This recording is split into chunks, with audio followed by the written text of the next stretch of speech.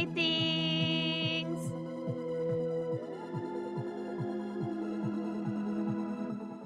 Welcome back to stream. Hello, woman. Yes, I am woman. Hi. How are you guys doing?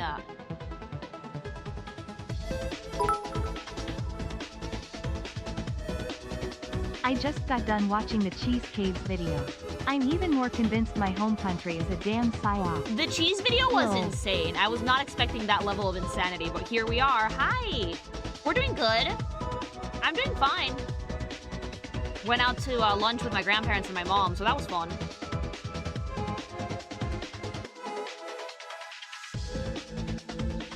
Took a little bit, because, you know, they're old, so they eat slow, but it was nice.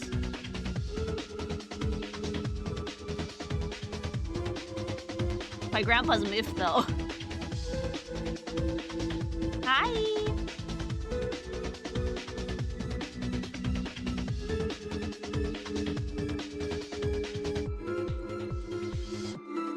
Yeah, he's annoyed.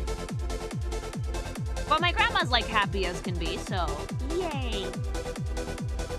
Why is the elder upset? Because my mom took his car keys, finally, after me telling her for, like, a fucking year to not let him drive anymore. They had a bit of an accident yesterday. Everyone is fine.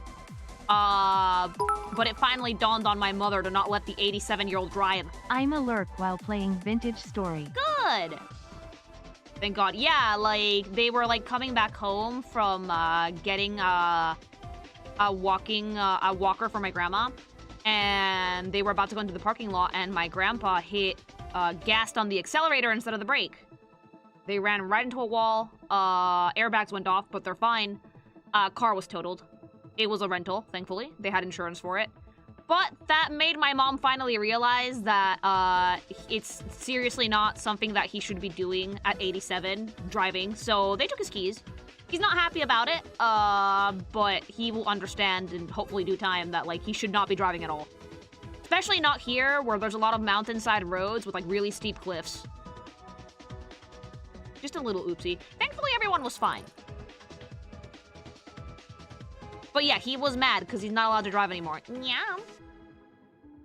I'm sorry to be that guy, but old people don't belong on the roads anymore. At 87, no. If he was 70-something, I would be like, okay, you're fine. But, like, at 87, absolutely not. USA people, he's still alive at 87? Yeah, dude, he's Spanish. What, you don't want your grandpa flying? No, I don't. Especially not if I'm in the car. Hello.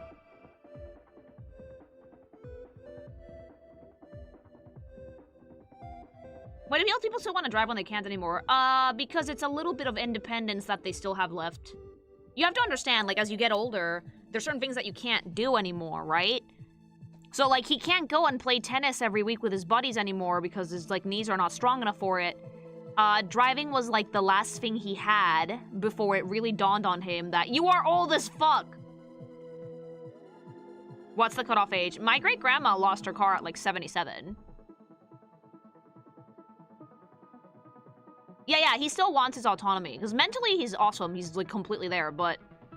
Unfortunately, your reflexes are not what they used to be, and when you accidentally hit the fucking gas instead of the brake, which could happen to anybody, mind you, but at his age, it's, like, unexcusable. Hi!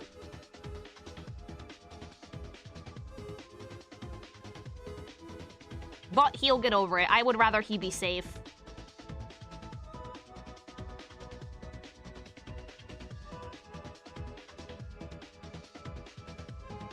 It's probably for the best if he stops driving. Yeah, like, he doesn't like it, and I understand the frustration completely, but it's not safe.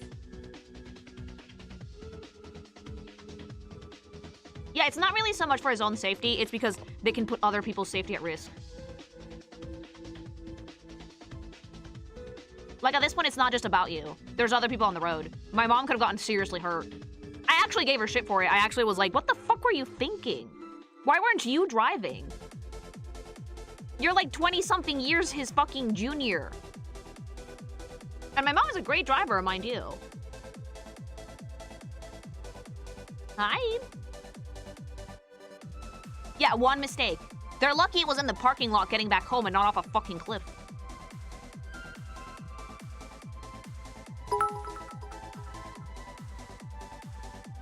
Hey, I'm back in the TCG game Thrill. Do you sell playmats? I don't, actually. I am working on some merch stuff, but, like, nothing concrete yet. I have to make some stuff. But I'll let you guys know if there's any new cool merch stuff in the works later. Meow. What happened? My grandpa had an oopsie with the car, and it made my mom finally realize, despite the fact that I've been telling her for, like, a year to take his car keys away. And let me tell you, you don't feel like a grown-up until you scold your own parent.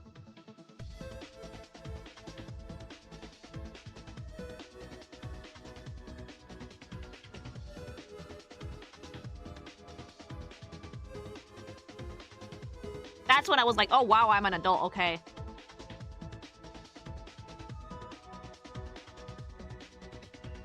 I don't know why YouTube didn't read that super, by the way, but thank you. Let me read it myself.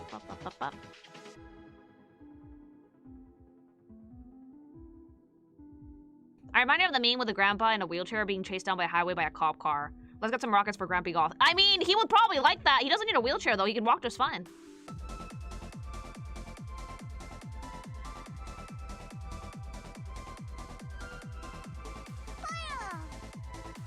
Sounds like the South Park Senior Citizen episode. A little bit, actually.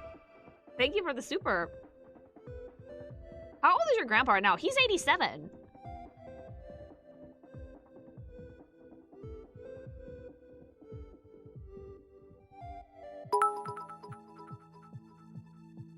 Like, he's old. Love the recent Yu-Gi-Oh vid with the card flip thing.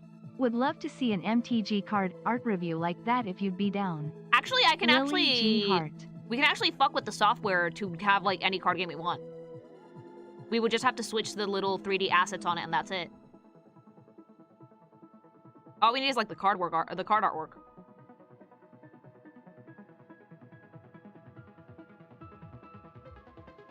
Hi.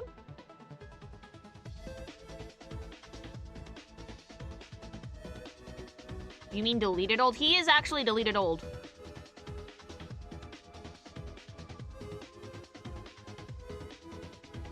What's word on the Gachiakuta review? I actually really like the art style. Hi.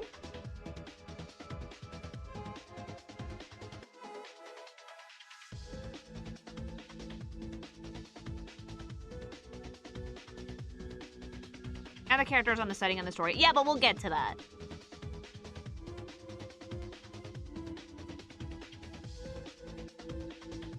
This is like the first thing that you've been reviewing that I know nothing about.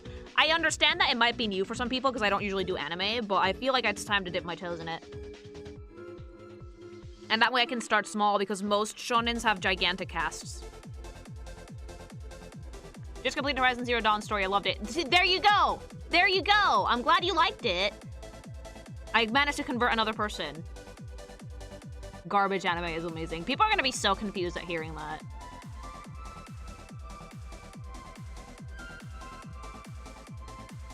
This will be an edited video, yes. It's a very new shonen manga. Yep.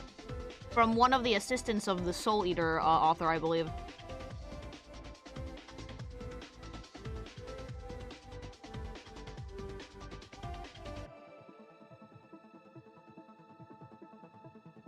People have been calling it trash for a year. Eh, baby?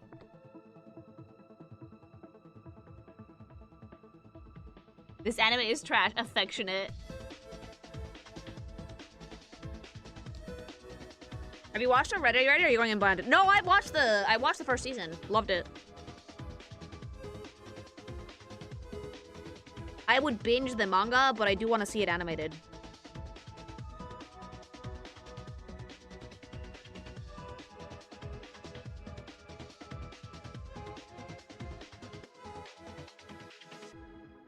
Yeah, the anime only started last year. The manga started in 2022. Oh, then it got adapted really fast.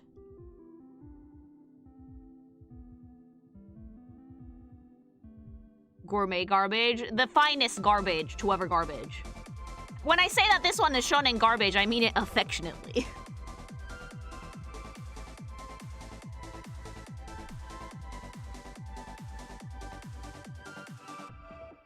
Hi.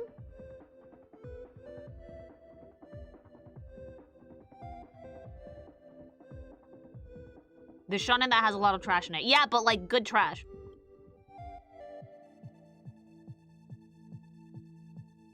Oh, I've already seen everybody. Like, that's the thing, I finished the first season. I would read the manga, but I would rather wait for the anime. Doing anime reviews? Sorry for begging. Would you be willing to review the Bleach anime characters then? Yeah, Thank maybe. you. Is it this anime of every girl with hongers? No, there's some very modest titty in Gachiakuta. You mean Bobobo? That anime is kinda like an acid trip. I've never seen Bobobo. I've also never seen Bleach. I don't like shonens for the most part, believe it or not. Have you finished the Duelist Kingdom art of Yu-Gi-Oh? I haven't had time. I've been super busy.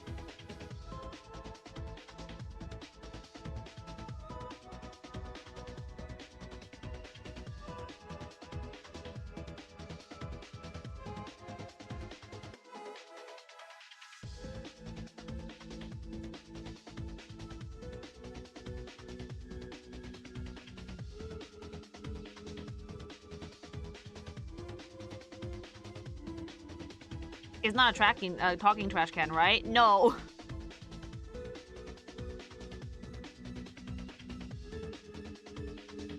The funniest thing is that I was able to clock that Gachiakuta was made by Bones immediately.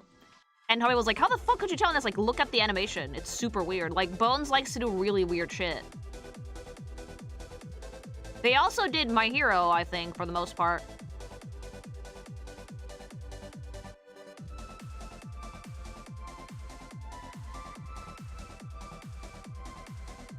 Their trademark is like the weirdest animation you've ever seen in your life, but really good.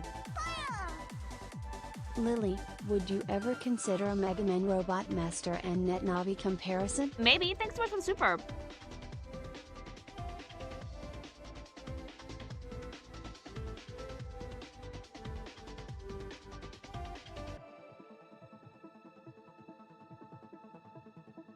Hirana's art style and character designs are a huge draw for me. No, she's insanely talented, yeah.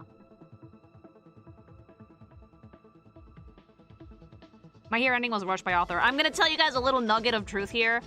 Most shonen endings are rushed. The only person that does not do this shit is Oda because he's insane or Toriyama because he died. Like, most fucking authors, after like year 5 of making a manga, they're done. They wanna make something else. They would rather just end it now. This is the case for like 90% of comics, especially shonens. Like, Gigi has said he does not like Jujutsu Kaisen. The Spy Family author has said that they wish it was different. Hori was probably done with My Hero by the time he finished it. Like, think about it this way. You spend like 10 years of your life working on the same thing. Yeah, you'd want to stop. Most creatives don't like stagnation. And for people like that, being stuck on the same series for years and years and years because the editorial won't let you end it is torture. Unless your name is Oda, in which case he's very happy with it.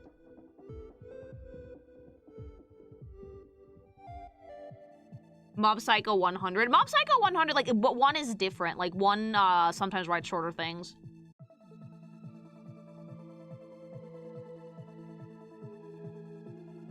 Araki still seems to enjoy JoJo. Yeah, but it happens a lot. Again, it's not the rule. It's not like there are exceptions to it, but a lot of authors, after like 10 years, they tend to want to move on to something new.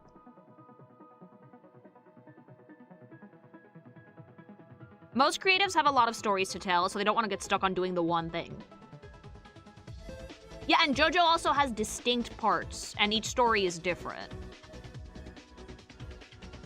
Yeah. That's a way to get around that stagnation. Araki, what he's doing is pretty smart.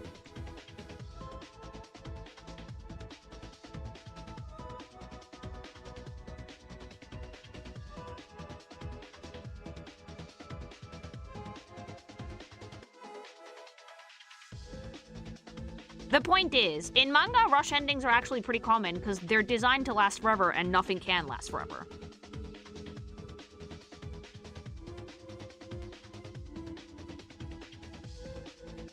One is a pure writer, honestly, since he doesn't do much other than the initial doodles. Yeah, one is more of a writer than an artist, but like he was like, I'll draw it myself. He still did it.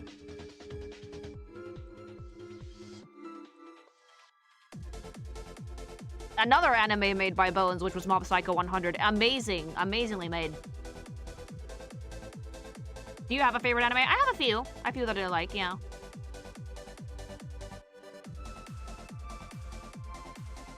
Hi! Some for story, some for quality, some because of nostalgia. Beastars ended because Peru didn't want it to become a shonen. Honestly, when I read the manga I laughed at the reaction image-worthy expressions the characters have. Haru in particular. The little rabbit gremlin that she is. Lol, yeah, like some 300. authors are like, I have a set number of chapters and we're doing that, but other people have to listen to what the editorial wants. Anime. Wow, that was a great season. 6 months later, well, that was an okay season, but I wonder what will come after that cliffhanger. 10 years later. Who's ready for season 3? Anime production takes a long time. It takes a really, really long time. It's one of those things. Review? The anime just ended and has an OVA epilogue. I would love to have your opinion on one of my favorite shonen. My Hero would have to be split in a few parts because Hori really likes to draw characters, so there's a lot of people in the show. Thank you for the supers, by the way, guys.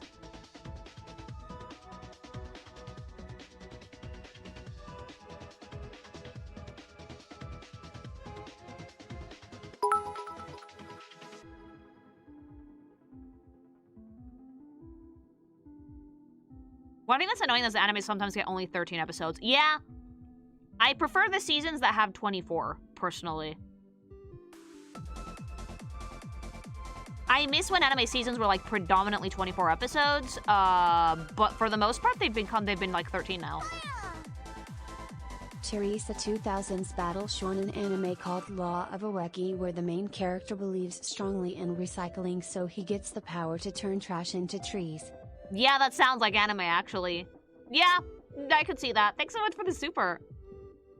Are you reading the manga or watching the anime? Oh, I'm watching the anime. I love manga, but I have a bad habit of binging them and not getting any work done, so I'd rather watch the animated medium.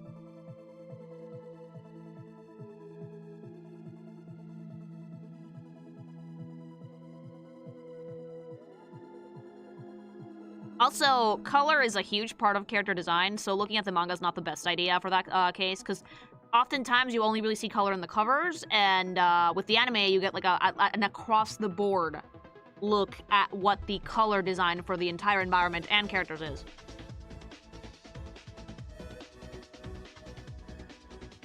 And anime has ref sheets, which I like. They're very useful. Would reading the manga be faster? Yes, but I enjoy the animated medium. I'm not in a rush. There's so much stuff to watch and look at and read that for me it's just like, okay, I can just wait until the next season comes out.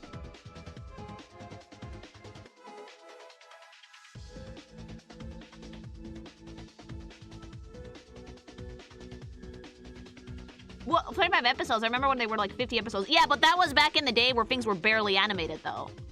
Nowadays, animes are like gigantic productions. They're not cheap. You can always tell the budget of an anime by how well animated it is. It's not even the studio name, just how much animation does it have. Are you a fan of PSG with garter belt? Yes, and I fucking hated the second season with a burning passion. They destroyed everything that made the first season good. Now I get how Star Wars feel, I really do. I get how Star Wars fans feel, I do. It's like, it was like watching the death of a beloved child. The Bleach creator is rewriting chunks of the last chapter for the anime, making it better, and they are taking their time, which is cool. Taking your time is actually very important in projects like these, yeah. Thanks so much for the super. TikTok pacing, my least favorite part about it, yeah. TikTok pacing, ruining the lore, basically making a show about, like, sex, and confirming the fact that the characters are implied to be minors, which is icky as fuck, like...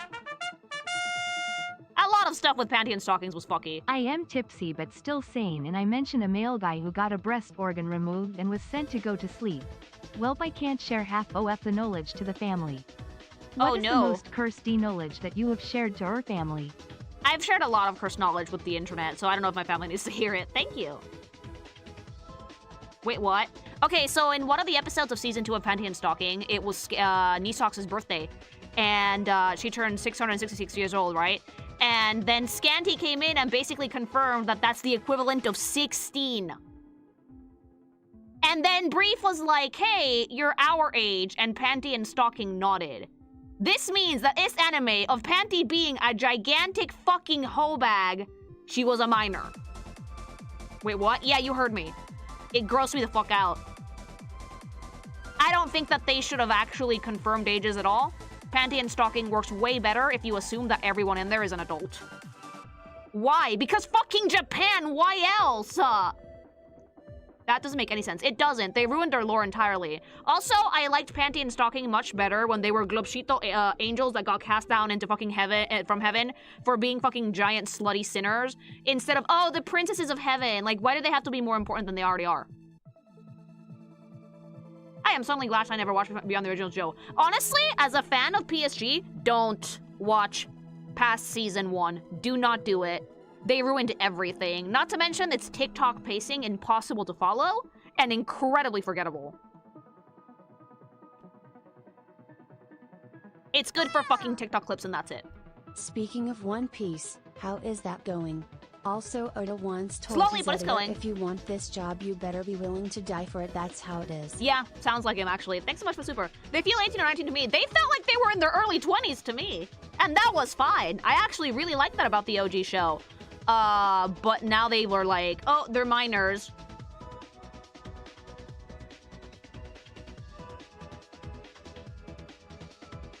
Like, there was a high school episode, but they distinctly said in that episode, this feels like when we used to go to school, which implied that they were infiltrating the school, that they'd already graduated.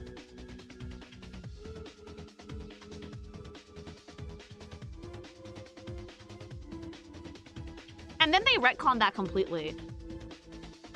Did the dub say that too? I don't know if the dub did, but I watched the subs, and the subs confirmed that, like, Scanty is, like, the equivalent of a 16-year-old, and that grossed me out. There's some weirdly inconsistent lore being thrown out. Yeah, like, it's like they forgot everything that they laid the groundwork on for the first season, actually. Everything was fucking pop culture references with no substance.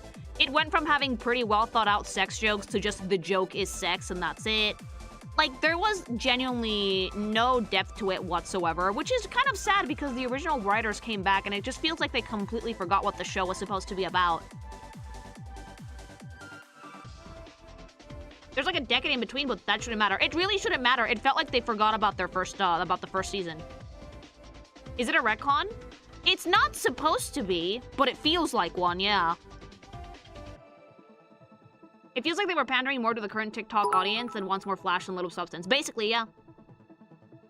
Recent fan of your vids and they've Thank been you. a hoot and an inspiration for me. Random question, what does Koroshiori mean? Oh, Koroshiori's color theory. I do hope that it's a joke that got lost in translation. I don't think so. Like, they were pretty, like, clear-cut about it.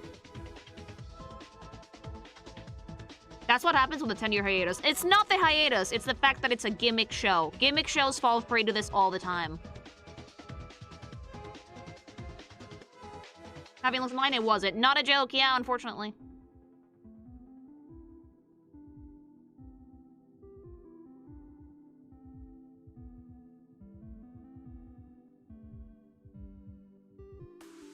So, like, gimmick shows have this problem, right? Because when they first do the show, the gimmick is accidental and it works really well. But then when they want to do season 2, they just overdo it with the gimmick and it loses the fucking punch completely. There are segments in season 2 that are really good. Yeah, segments. Segments in a fucking 12 episode season. That's not good. And by really good, the anime, it's for me, at least animation-wise, the writing was dog shit.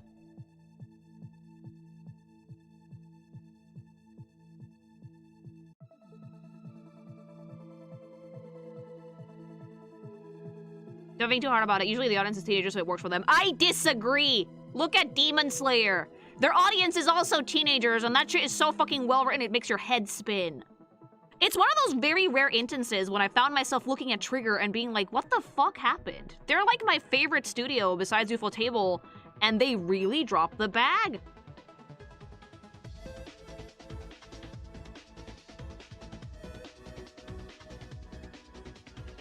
They got lost in the sauce completely.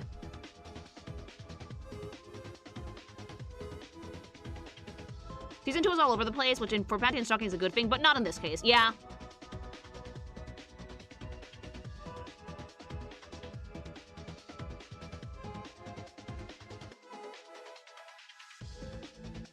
Like, the pacing for Panty and Stalking Season 2 was so fucked that they added 3 mini episodes per episode. 3.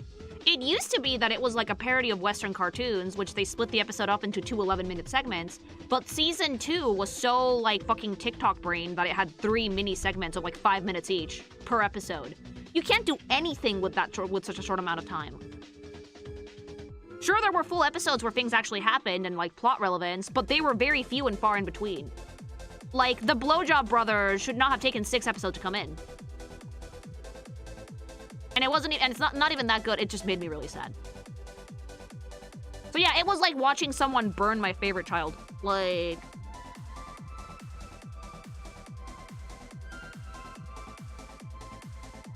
Hi!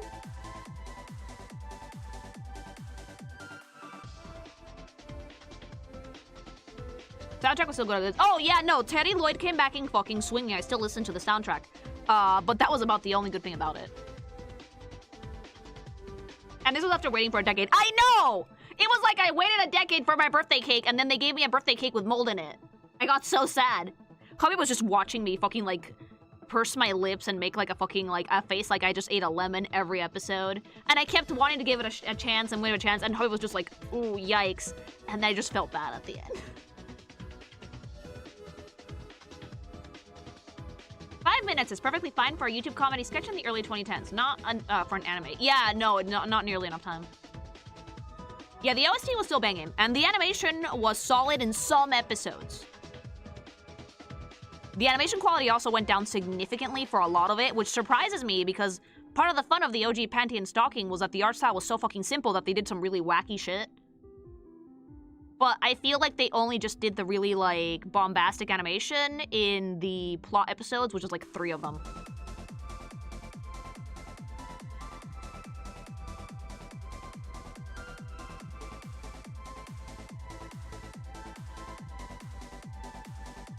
Yeah, it was really cartoony, but it was really fun and wacky.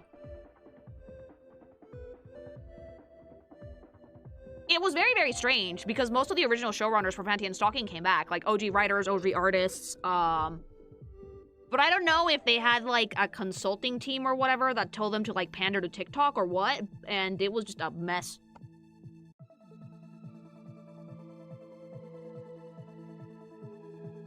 Or maybe the success of the first Panty and Stalking was completely accidental, and then they just could not replicate it.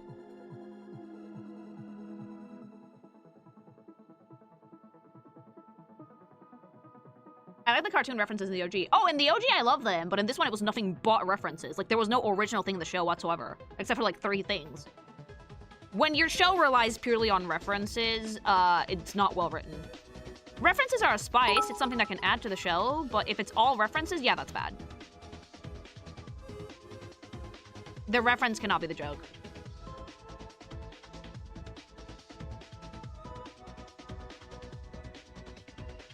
Hoping they're going well. These are going to be the last bits I give for a while, so I have about like $14 to my name right now. Should probably change soon, though. All the love, Darum. Thank you, Drum. Don't worry about it. That's very, very sweet. The whole lightning doesn't strike twice, strike twice, right? Yeah.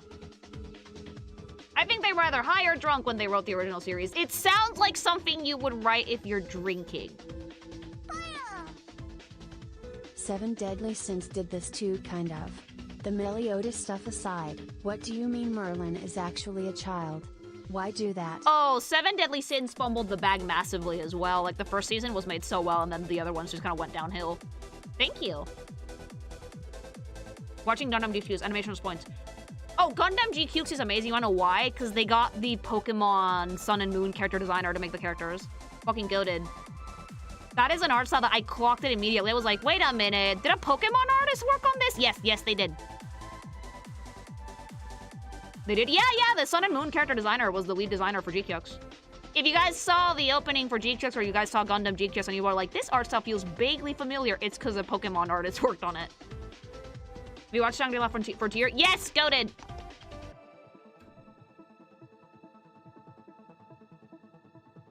I adore Shangri-La Frontier because it's not something like if you die in the game, you die in real life. No, it's just stupidity. It's just like a boy and his games and pure fucking gaming stupidity. It's like someone who plays video games like a fucking animal. He's like the Souls guy who like runs around with no shirt. And the mask and that's it. So funny.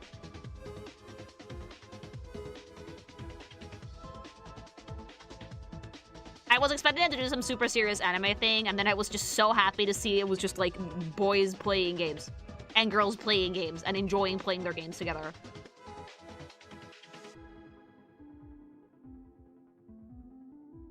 Shangri-La's peak gamer manga. They really got like into the mindset of gamers. It was really funny. Have you ever watched Dorohedoro? Yes, I did. That's definitely character review I'd love to see you do. Yeah, no, Dorohedoro was good. I think they're doing a second season now. But I don't know if I finished it. I don't think I did. You know, it's just people play games. Yeah, so like you, I'm not that much of a degen. I don't like jump games. I like good shit. Would you watch a yaoi anime between a man and a Gundam? Yes.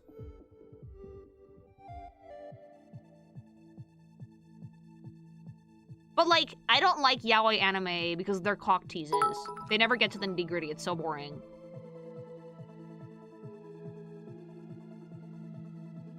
Isn't there Transformers porn? There's porn of everything.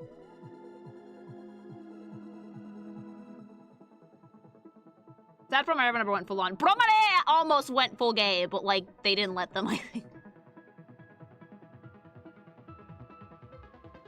Have you watched Horimiya? I read Horimiya. For the most part. Shangri-La is the best isekai that isn't isekai. Thank you. Yeah, it is. I liked Horimiya, but I don't like that they domesticated the male MC. I liked him when he was weird and had tattoos and piercings and shit, and now he just looks like a random normal Japanese dude. I would be remiss if I did not ask. Have you watched Gurren Lagann? Yes. It's my favorite anime of all time. That was one of my first animes, and it's also one of my favorites. Again, I am a huge Trigger cocksucker, which is why even though I know technically that one's Gainax, but like, I think, if I'm not mistaken. But, I cannot help but be a little disappointed in their recent work. Mainly Panty and Stocking. Dunmeshi was great. For their first, like, adaptation, which I'm pretty sure they've done other adaptations before, but they tend not to. Trigger likes to, like, write their own shit. They did a really good job with it. And you know that it's a goated animation studio because all their monsters were actually made in 2D.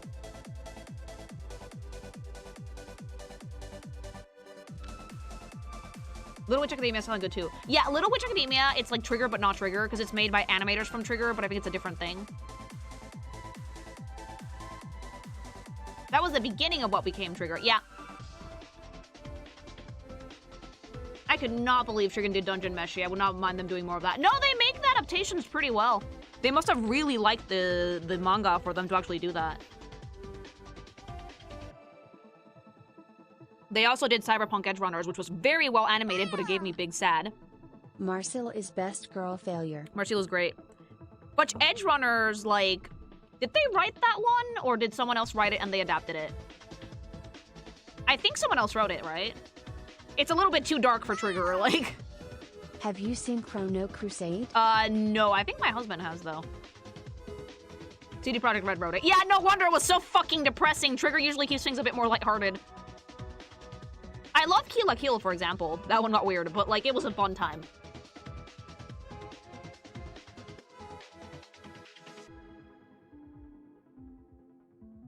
It was true to the setting, woman. No, I can't deny that. It was very much true to the setting. Big depresso. The monsters are so good because they move and behave like animals. I'm so glad that their monsters don't have weird-ass human anatomy. And they're also animated in 2D. Which is actually a huge flex, believe it or not. Most studios can't handle animating monsters in 2D, so they resort to 3D. Trigger was like, hold my beer.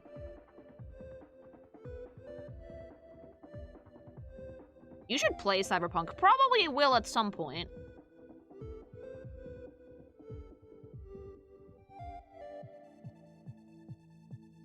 I'm interested in may ask for one final thing. Is it good? It was pretty fun. I watched the first season. It was pretty funny. It was unhinged, in a good way. Like, Cubby didn't like how the main character's, like, super OP. I found it very charming, though. Yeah. Like, decent animation. Story could have been a little bit more interesting, so overall, okay. I watch a lot of anime, okay? Like, currently in the final season of Golden Kamuy, no heterosexual explanation for that one, but it's really fun. It's like a Japanese Western. The main character was based off the author's granddad, who was alive in that point in time.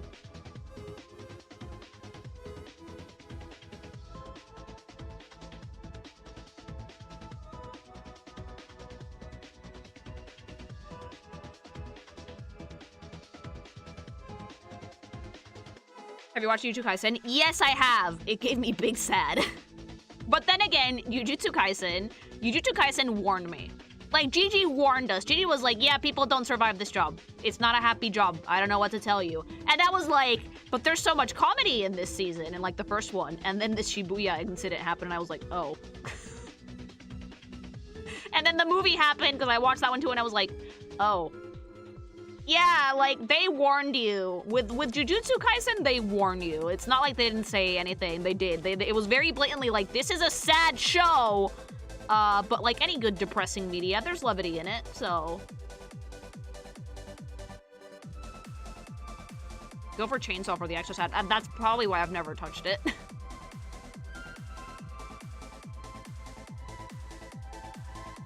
I miss how drawings and painted backgrounds. I love Jujutsu Kaisen, but it's like watching a blood diamond.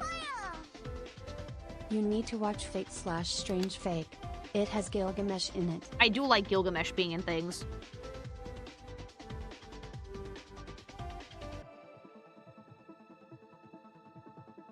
I actually did consider it for this season of the Anime Club, but since it had 2 seasons preceding it, it didn't make the cut. Well, 1, rather.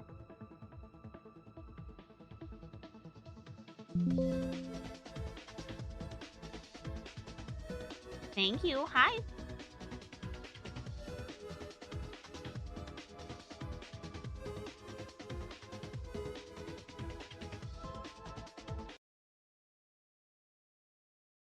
To Your Eternity for the Big Sad. Oh, that one is giving me depression every time I watch it, but like it's so beautiful that I don't care. Gilgamesh is a rich asshole. We knew this already. Yeah, alright. So, it's about time we begin.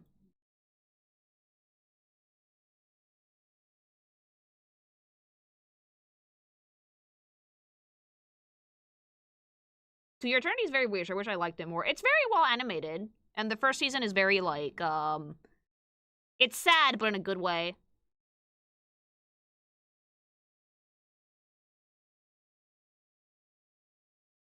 Alright, so as you guys know, I'm part of the Anime Club, which means that we watch anime every season, the best ones, and then we talk about them. And for last 2 seasons, I actually watched a little gem called Gachiakuta. Now, people know this lovingly as the trash anime. If I call this a trash shonen, I'm not talking shit about it. It's literally about garbage. And one of the things about Gachiakuta that I actually really, really loved was the art style. This show has not only a very interesting premise, it has an insane art style and an insanely good vibe and look. It's super grungy, it's weird, it's incredibly expressive, and yet the faces are still incredibly beautiful. So I figured it would be a fun time to make my very first anime review and do it with the trash shonen, alright? And we're actually going to be using the official website for this, because the official website, believe it or not, this is what every anime website should be. This is what every fucking anime website should be, and I will show you why in a minute. Now, Gachiakuta, if you guys don't know what it is, or if you're interested in watching it, I'll give you the basic premise. Our main baby boy, Rudo, this is Angry Child over here in the middle, gets cast down, or cast out from where he lives because he got accused of murder. And this is a world where everything is, like, polluted and full of trash, okay? Just garbage everywhere. So he gets thrown down to the surface from, like, the city in the sky or whatever. And he meets a bunch of weirdos, let's call them that affectionately, who have the power to control objects. I think that they're called givers, if I'm not mistaken. And the objects that they can control is stuff that most people would consider trash, but it's very treasured possessions.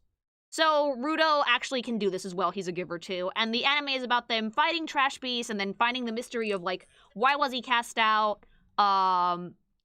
Who his like fucking family is and what's his deal, right? That's about the Spark Notes version I can give you. If you want to know more, read the manga or watch the anime. We will be working with the anime because it actually has color and it's a huge part of character design. So this is the official website and it's fucking insane. This is actually made by one of the assistants of the creator of Sword Leader, which, may I say, humbly, has surpassed the master by leaps and bounds. Because not only is the show visually stunning, it's actually pretty well written. It's very, very, very, very well written. She was like, find me the best images of Gachiakuta, and I was like, bet. And then the main website was like, here's literally everything we need. Yeah, so let me show you guys the website because it's insane.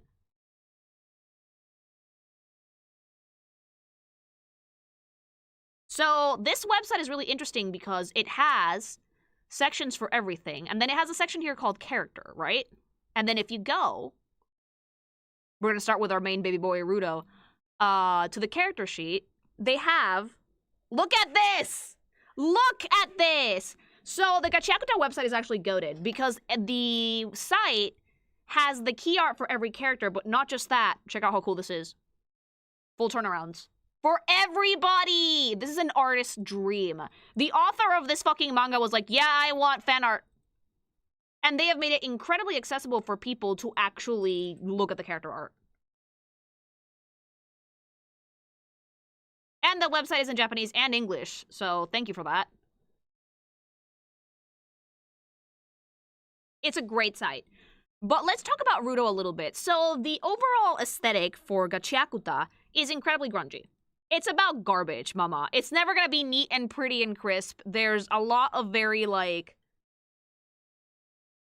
gritty, grungy visuals, a lot of graffiti. It's very urban, okay? There's very little fantasy in this, although it is a bit of a fantasy thing. Most of it is incredibly urban, very modern, in a very, very fun way, incredibly grungy. And I think that what makes a lot of these characters shine is that I see them as being kind of like from the Disgaea school of character design, which is big, bombastic elements that kind of like tell you what a character's deal is very, very easily. So Rudo is our main character. And Rudo, the thing you'll notice about him pretty much immediately is his gloves. The gloves are his weapon. That is what he uses to fight. That is his, like, vital instrument. That's what they call it. Rudo is a pretty interesting character because he has a few outfits as the show goes on, but this is, like, the main thing that he wears. And I like it because this basically makes him look like what he is, a lanky-ass teenager. Deadass. Rudo is a lanky-ass teenager with anger issues, all right? He's super pretty. He has, like, really fluffy hair. But he is incredibly easily angered and does not like to deal with people's bullshit at all. He looks malnourished. He is malnourished. He's from the slums originally. So he's pretty skinny. He's very agile and angry.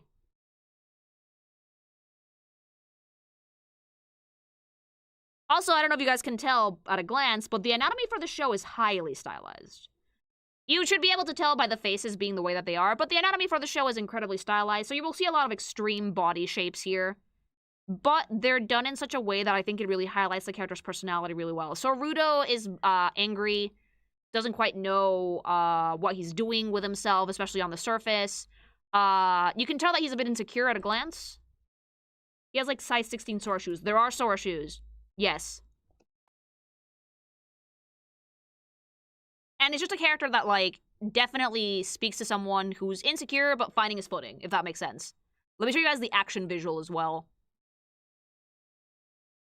And it's really fun to have the full turnarounds because you can see the really big shapes that they're playing with here. Like, his hoodie is gigantic, kind of helps symbolize the fact that he's still a little bit withdrawn, would rather be in his shell. Really big shoes, really big hands. Like, he has big shoes to fill. And the gloves were originally not his. I think that they were from his family. He does look super malnourished. That insignia he's wearing is for the cleaners. That's who he works with. And just really, really big pants. His outfit is fucking insane, but it's pretty standard for a main character. I like it, though, because most of the cleaners have a uniform like this, but for Rudo, it definitely shines for his personality in particular. And even, like, the way that they write text on the show is super graffiti-coded. So it's, like, very, very urban. Like, I think the vibe they went for this was, like, genuinely hobo-core. That's kind of the vibe that they went for. Like, you know that, like, designer from Zoolander that was, like, derelict? That's, like, the vibe for Gachiakuta, except very well utilized. Trash punk. Trash punk is a good way to describe Gachiakuta, yeah. And they also have the action visual. Look at this. A little bit small, but I can zoom in. That kind of shows you a little bit more of the character in action. The website is dynamic as well, so it's really easy to work with. And that is Ruto. That's our main character. Moving right along. This is actually a Engine. I love him. I love him to bits. Look at this trash man of a person! I want you guys to tell me what you can tell about this character at a glance. I just need to know. Like, what do you guys think about this dipshit at a glance? Himbo coded. Close. He's a goober. Yes! Very confident. Very confident. Yaoi hands. Everybody in Gachiakuta has gigantic hands. Like, dumbass. Yeah, there you go! There you go. He drinks. Actually, I don't know if he does. Punk. He is, yeah, he's basically in charge of his platoon of cleaners. He is an absolute nutcase. He is a giant doofus, goober. His design is very laid back, very easygoing, because that's kind of his thing, right? So loose clothing, big coat. He has a lot of tattoos, which in Japan is uncommon, believe it or not. But he wears them pretty well. He has the air of someone who maybe used to be a criminal. I don't know if that's something that they're gonna go into into the show later, but I definitely love his vibe because it's so, like, silly. Like, yeah, sure, he looks, like, laid back, but he's also the type of character that I think that just from his look, he can absolutely pull his weight if he absolutely needs to. Verdict, Lancer. Close! He fights with an umbrella. He feels like he's gonna be mogging, like, 24/7. Yes. But look at the difference from Ruto. He has very broad shoulders, very big hands, a very confident stance. He's looking right at you. He's not hunched into his coat. It's just a very, very different type of personality, which I love. He actually looks like 28 years old, actually. That's amazing. He is actually in his 20s. A lot of characters in anime don't look their age, but I would argue that Ruto looks his age. Ruto's about 15, I think, 14 or 15, and Einjin is in his 20s, yes. But notice how they all have, like, a very similar vibe when it comes to uniforms. Very similar color schemes, but Engine has a red accent, and Ruto has mainly, darker colors.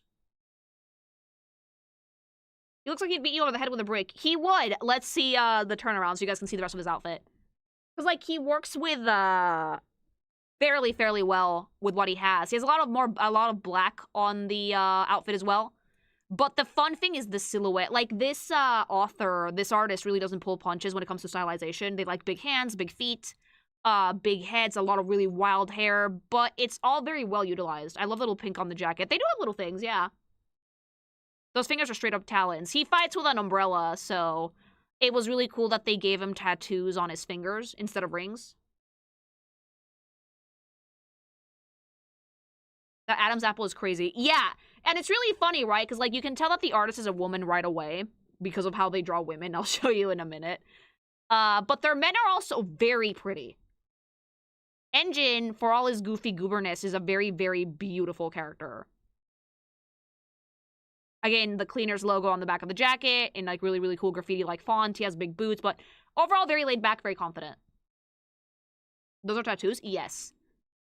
I think that he's action visual might have his weapon. Yeah, it does!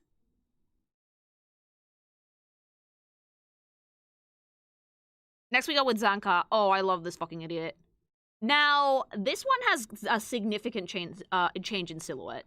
Zanka is actually pretty fun because he has a more Eastern-inspired vibe. He's from a region on the like, you know, the trash nation or whatever that's more Japanese-inspired. So it's a lot more Oriental than others. You can see it in the cut of the shirt, in the big blue accent, in the way that his pants are like kind of ninja pants, and he's wearing like almost sandals, but not quite. He does have pretty big ears. He has big earrings, and I don't know if you guys have noticed this, but every character has like a particular accent color that they show off on the outfit somehow. So either in their hair or in the actual outfit itself. Zanka is blue. He's tweaking. Something that you can't really see in these is that when they use their power, their eyes shine. So he has very bright blue eyes. I love his undercut. In general, it's such a beautiful silhouette because it's very agile. Like, you can see this dude moving even when he's standing still, and as an animator, that is definitely what you want. I hate this idiot. No, I love him! Femboy build? No, he has actually a pretty masculine build. He just has a skinny waist. Again, it's very stylized anatomy. Incredibly stylized anatomy. Let me show you guys some more angles. He does look super fast. He is fast. He fights with a stick. So, like, a nice, beautiful blue accent, very nice, cool, puffy pants. And even though this is a very, like, distinctly Japanese silhouette, it's still modern. Very, very modern. Very fun. Like, it still looks like it's made out of modern fabric. That looks like the crop of a jacket, instead of, like, just a tunic. He has, like, very modern pants. He's wearing boots that kind of look like sandals. Like, it's a very, very, very cool vibe. Rudo. The angry manlet with very valid reasons to be angry. He has Also, good reasons to be pissed, keep him yeah. away from sweets. He has very, very, very good reasons to be pissed. Yes, thank you. I like that they all fight with random objects, apparently. He's too green. He might be a little bit green for people, but I actually really like his vibe. And just visually, it's such an interesting silhouette. And even from the back, the blue shows distinctly. This shows Fire Force but good. Yeah, that's what I meant when I said that, like, the student surpassed the master, definitely. Thank you. So yeah, Zanka has a pretty fun design overall. Just great silhouette, great colors, and good vibe. And it matches, like, he's like the straight man of the group, if that makes sense. And now we go to baby girl, Rio. As you guys can see, these are incredibly stylized because look at those hip bones, damn. Rio is pretty fun. Rio is a hairstylist. She has a very, very unique look. Her cleaner's uniform is very different from the guys. It's a lot skimpier, but still very fun. The leg, Jesus Christ. Yeah, she's very skinny. Like, again, this is a very stylized manga. But we're playing with really big shapes, besides the bodies being very stylized. Like, she has a really big jacket. She has, like, the leg pieces, which also make her legs look a little bit bigger. Teeny tiny baby booty shorts. Very big hair. Very, very big hair, which is part of the fun. She has a gorgeous face, too. Incredibly doll-like. She's like a kill girl. She uses her sister as a weapon. And she uses her legs for it, too. Her legs look like they're broken, Jesus. The anatomy is very stylized in Gachiakuta. And again, you guys can't see it because if you haven't seen the show, but it's very well animated.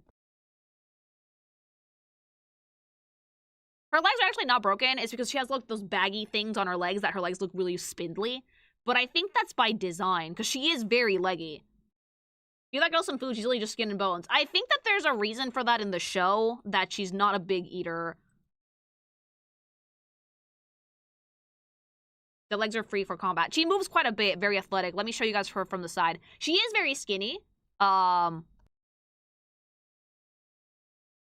her hair is a cosplay nightmare, but I love it so much. She's incredibly fabulous, okay? Do the legs go all the way up? Yes. But she still has, like, a cute bahonki. 70% leg. Her hair looks like scissors. That's the point. When she doesn't have it up like this, she braids it. Her accent is green, but oddly enough, her accent only really shows up on her eyes, which are bright green. Cut leg there. Yeah, I don't know what happened to that image. They should probably re-upload that.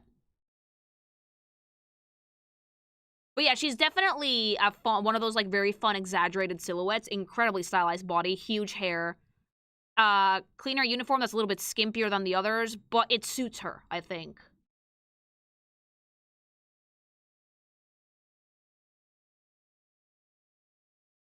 I mean, if we're full of trash, I can buy the people who have hair that crusty. Oh, the hair is actually a very interesting, fluffy style, you would say, because they don't taper it super thin. The legs are like 60% of her height. She's not that tall, believe it or not. She's mostly leggy. Flat as a pole. Yep, she has very modest booba, okay?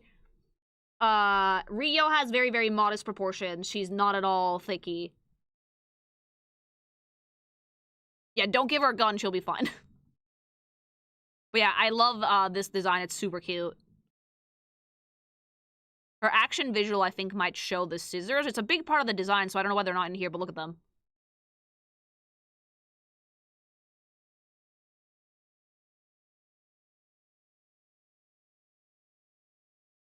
Alright, moving right along. We're starting with all the cleaners, right? This is Tamsi. Not a character I saw in the animation a lot, but I love his silhouette. He has, like, retired cop energy. Gigantic jacket, really big pants, like a perfect triangular composition. Very, very cool. Scarred face, insane hair. There's a big sense of flow to this character's design, definitely. Look, he has wings. Yeah. It's like one of the ones that, like, you don't see him a ton in the show, but when he does show up, he definitely makes an impact. Everyone in Gachiakuta has insane hair. Everybody. Yeah, he only shows up in, like, 4 episodes in the anime, I think, and, like, as assistants, but he has a pretty cool design regardless. Does he have a full turnaround, or is he, like, just this one? No, he does. But look how fun the silhouette of the jacket is. It almost looks like wings. He looks like a bird. Some form of weird bird with a giant hoodie and a really big tie. Incredible burb. Yeah, he's kind of Tengu-coded. I think it's really cool. Secretary bird? Almost. He has really weird shoes, too. Like, socks with sandals, what are we doing?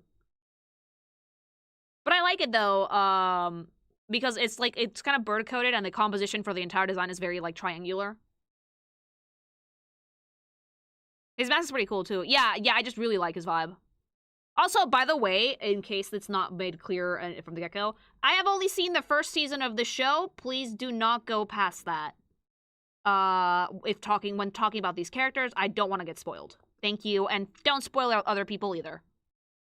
Even his hair is bird-coated. Yeah, very, very pretty.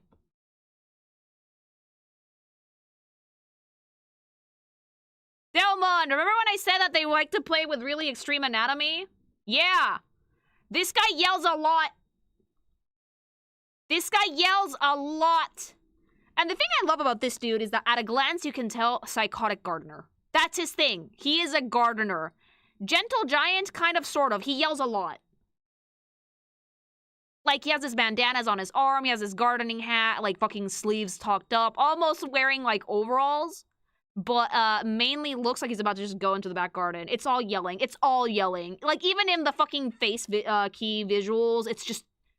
They make the best expressions, okay? Gorilla proportions. They like stylization in Gachiakuta, and I think that that suits these characters immensely. It's just really fun to look at, and it looks so well, so well animated. He's like a fight-type tank. Yep. The brows and hair are definitely a statement. Yes, it's something. It's like aggressively Japanese brows. He doesn't even look human. Dude, Gachiakuta has like some of the weirdest stylization you'll see in anime in a minute, but it's also one of the most unique ones. In a sea of animes that look very similar to each other, for me, Gachiakuta's art style and character design was a breath of fresh air. Incredibly good. Let me see him from the back. He really does have fucking gigantic meat hands, though. Like, Christ on a bike. That's about as bad as the fucking Popeyes cartoon. Like, this isn't even a fighting game, but this is a grappler. Grappler build. Street Fighter build? Yeah! Rio It's a Street cool, Fighter build! But it was unfortunate when a few episodes into Rio was introduced and pretty much replaced her. Her Garfield phone vital instrument was cool, but it was kind of weird it kept causing her to lose her clothes. Wave, don't lie to the audience! He eat the spinach. He's very Popeye coded, but isn't it funny though? Isn't the accent great? Isn't it like super expressive? Not a fighting game yet, it could be. It's incredibly expressive. And the cool thing about Gachiakuta is that it has a pretty active community. I see a lot of fan art.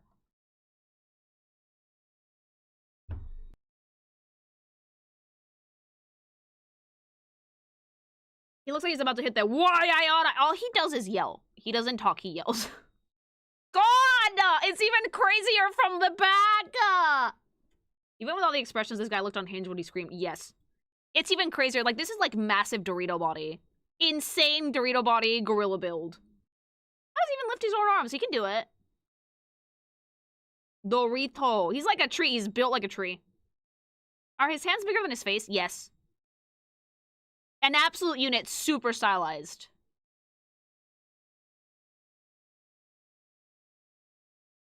And again, we've only met a few of the cleaners. This is like super dad. His name, this dude's name is Bro, but he's like so dad coded, it's not even funny. He again doesn't show up a ton, and his design is pretty plain, but he's a good guy. Like, this is one of those characters that I would say is NPC coded, cause he is. But he's still pretty cute. He's really, really funny. Bro, dad, he's super dad coded.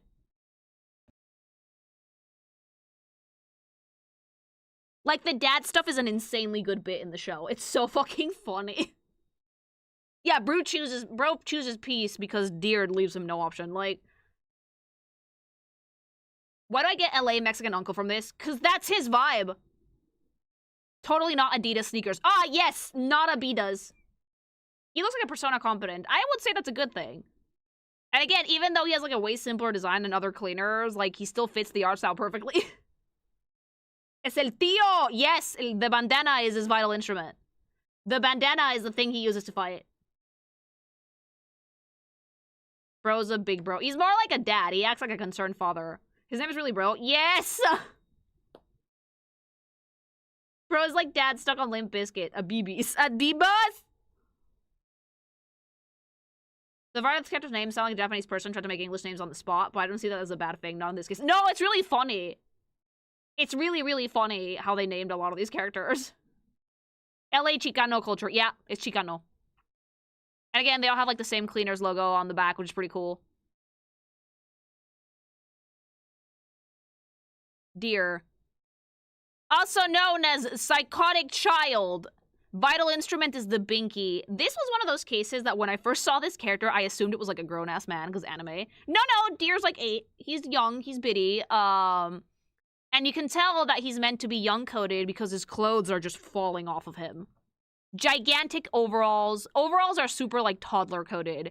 Big sweater. The Binky. He's always upset.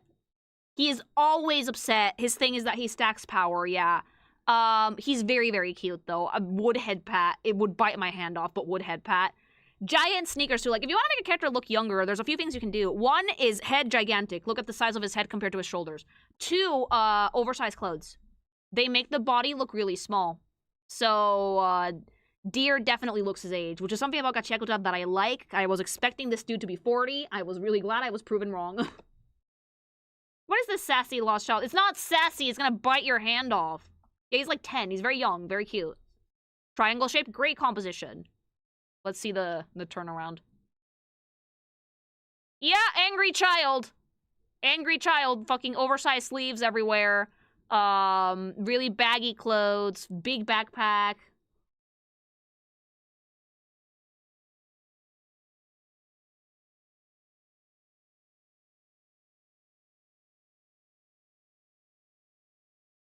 I love it, though, because, like, you can tell from the action line that this is an upset child that needs a nap. Hi, thank you. Just, like, a younger Ruto. No, he needs a nap. That is the hunch. That is, like, the fucking, like, hunched over of, I need an EP right now. His ability's nice, though. It's really funny. Pent-up baby rage is actually the perfect way to describe Deer. I can't tell if he's slouching or not. No, he is. He is a little slouchy. He's very cute, though. Giant overalls are such a vibe. Eternally puzzled eyebrows. He has Moogie brows. And then my favorite character in this faction of the cleaners is Guita. Look at my baby! Look at that baby! Honestly, the whole vibe of this show gives me the same feeling as The World Ends With You. It's a similar aesthetic, because they're both very urban and a little bit grungy, yeah. Of course she is. She's so cute! Her hair, like, her thing is kaijus. She loves monsters, okay? So, like, not only is the outfit perfectly monster-coded, her hair has a set of strands that look like tusks. That's not part of the outfit, that's her hair. Battle onesie. She's wearing a battle onesie! It's so adorable! Yeah, she has like really weird target eyes too. Super cutesy, very, very playful. The design looks incredibly playful. It's one of the one that has like the most pop of color of this entire cast, but it's a really nice, subdued, toned down pop of color. She's super cute. She's also Babby. She's also one of the kids. And like her whole thing is that she can turn into a kaiju, which is adorable. Like that's like her vital instrument is her fucking onesie. That's why she never takes it off. That's why she doesn't have a cleaner uniform. But she's just so precious. It's so cute, chat. I love the hair that looks like fangs and tusks. It's adorable. Degen. The creator said that onesie stinks to high heaven. I am not surprised. I am not surprised. This is one of the better characters. It's one of the best designs in the show, yeah. Look at it. Because, like, they really thought it through, like, with the claws and, like, the little spikes on the back, the horns, the giant button eyes. They could have made those tiny, but, like, they made them huge. Gigantic fucking button eyes. And adorable, adorable, adorable hood. And she's always wearing it. She's a stinky baby. And just from the back, it's just so cute. It feels like she never takes it off. Her color palette is one of my favorite ones, yeah. Like, the hair, eye color, phenomenal, but then, like, you pair it with the onesie and it's so cute. La criatura. She is a creature! It's a goblin. She also has, like, a very peppy, go-getter personality. One of those characters that talks in third person sometimes, but it suits her because she's so cute. Very cutesy-coded, very curious, incredibly playful, very fun character overall. A little lizard, yeah.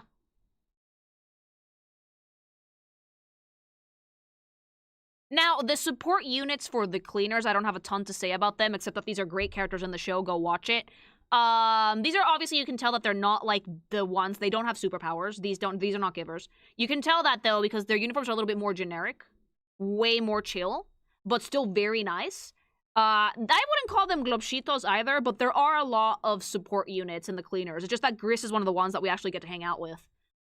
But the uniform still feels like someone who would go cleaning things. It's not like a janitor uniform, but close. Just big, heavy-duty pants and jacket, big boots, hats.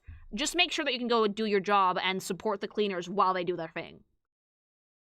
Like the every man in a world with supers got it. Yeah, basically. Like, he doesn't have a vital instrument that he can use, but he's very strong physically, so he helps out a lot. Chris made me cry too. Yeah, same, except then he didn't.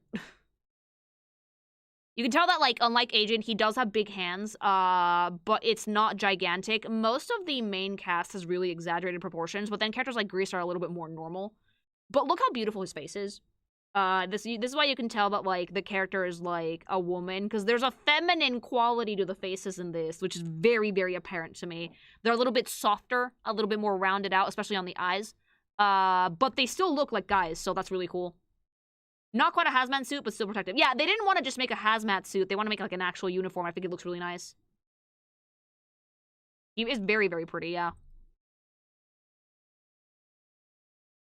Follo, or Follow. I would call him Follo because I speak Spanish, so fuck that noise. Same uniform as Grease, but he has, like, his goggles, I think. Not much to say about the outfit, but the personality definitely shines through on the character. He's a little bit more serious, a little bit more anxious. I think that he is a giver. He actually is, but he's training to become better, I think. The supporters remind me of Cells at Work's design. Yeah, it's kind of like cleaner uniforms. Yeah. Like, they're just genuinely meant to be there to back up the cleaners. Follo in Spanish is bad. Oh, I forgot! Follow it is. Follo in Spanish is... I forgot that that's what that meant. Whoops! Sorry, Spanish speakers in chat. Sorry about that. It would not stink or it could not be a vital instrument. It need to be cared for to become one. True. For fuck's sake, why do you guys tell her? Because they care about my well-being. No, that you guys should not have told me. You should have watched me fucking dig my grave in further and further the more I talked about this character. Don't change it. It's funny. No, now that I know what it means, I'm embarrassed. How'd you forget your first language? That's the Spanish word for yanking your meat, okay? Not the Mexican word for yanking your meat. Oh, wait, for fucking, rather, sorry. No, in Spanish, we say something else. In Mexican Spanish. The Mexican word is coger. That would be funny, but I have a conscience. You guys cuck yourselves out of comedy constantly. But yeah, follow is just a little bit more anxious than Grease. Coger, yeah, like grab. I looked it up and it said, I fuck. Well, yo follo, tú follas, todos follamos.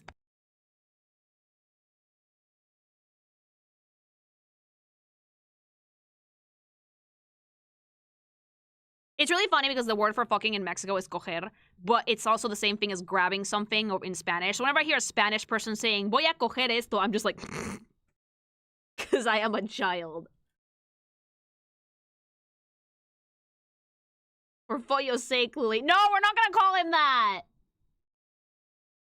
Sigh, yeah, whenever you guys say stuff like that in Spanish, like, I'm like, just sitting there trying not to laugh.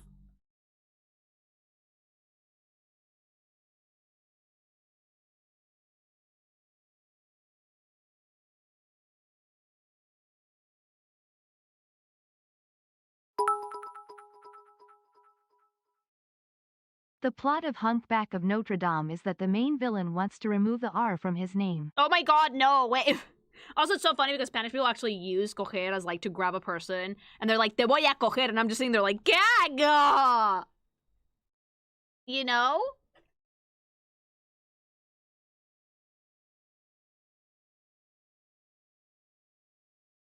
And then we have Tome, which is very, very cute. You can see the girl version of the uniform is exactly the same as the dudes. I like her. She's a note taker. Very, very cute character. Very, they say she's kind of like motherly. She's a little bit milfy. But she's not the milfiest character in the show, believe it or not. Correr in Portuguese is running. Yeah, I didn't say correr. I said coger. Oh, she's cute. Very, very cute. There's a lot of cute characters in this anime, believe it or not. It's just they're very, very stylized personalities. I mean, art style.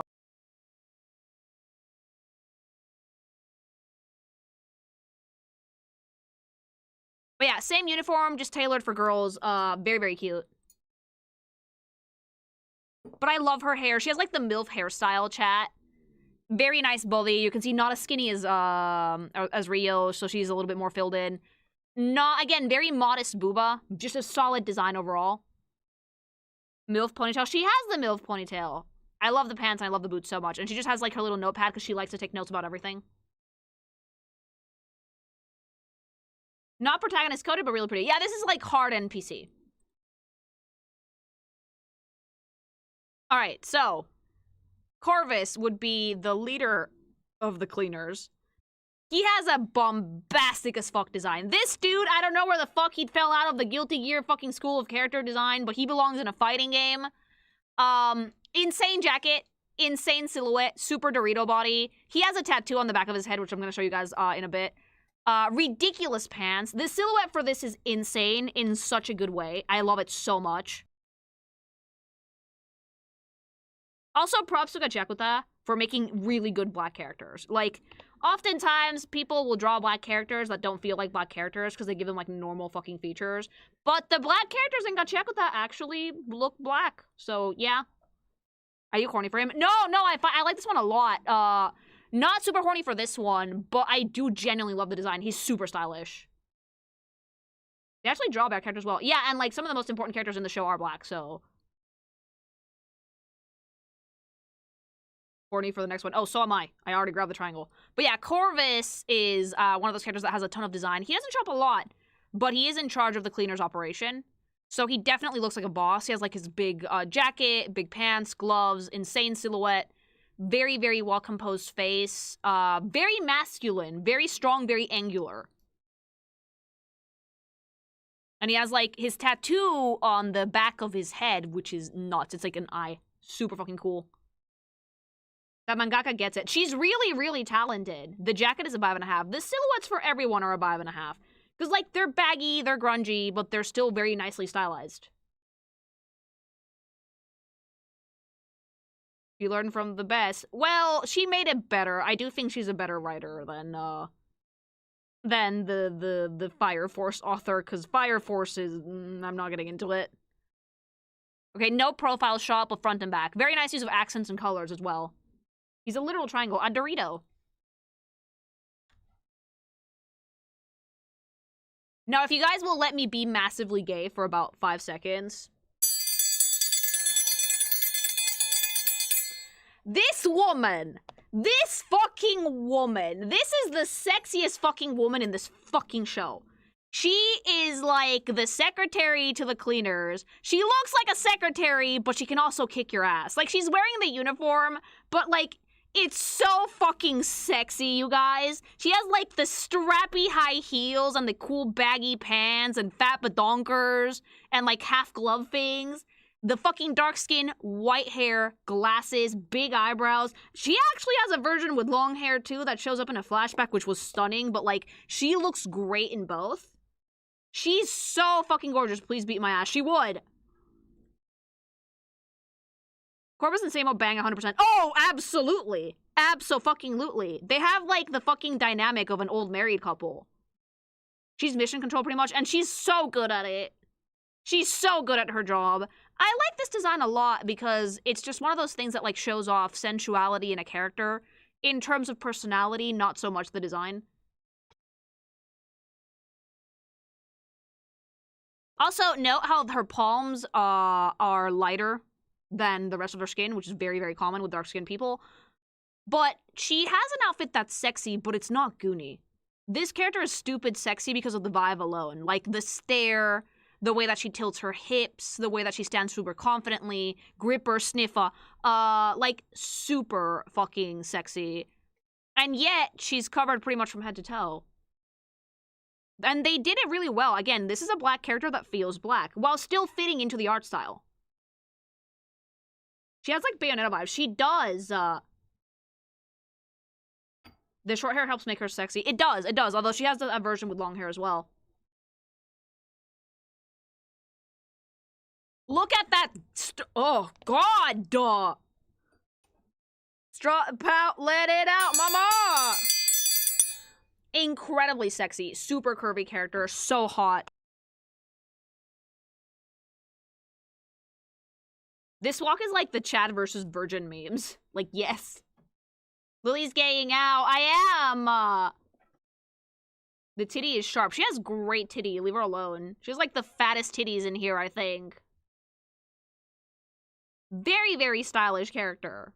Yeah, the baggy hip pants with like the tight everything else is like, oh! Oh!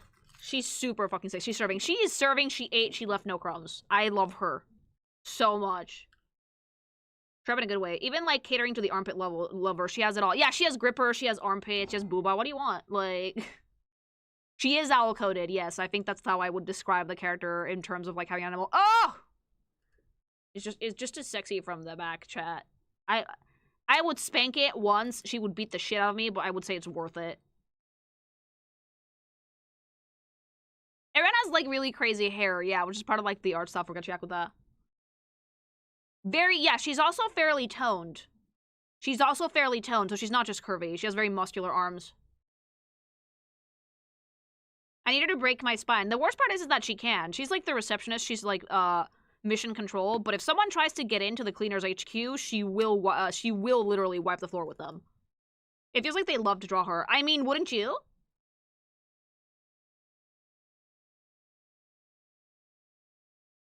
Bank that will cost us several bronco and ribs. Yeah, but worth it. Absolutely stunning character. One of my favorites in the show. Don't her glasses do stuff? Yeah, they do. Hi.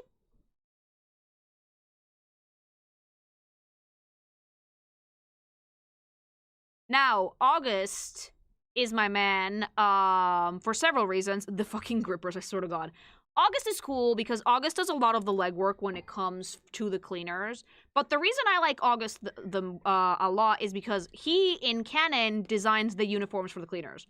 Every outfit, except for, like, Guida's PJs, he has designed. So every cleaner that is dressed spectacularly well is the fucking, work of this dipshit.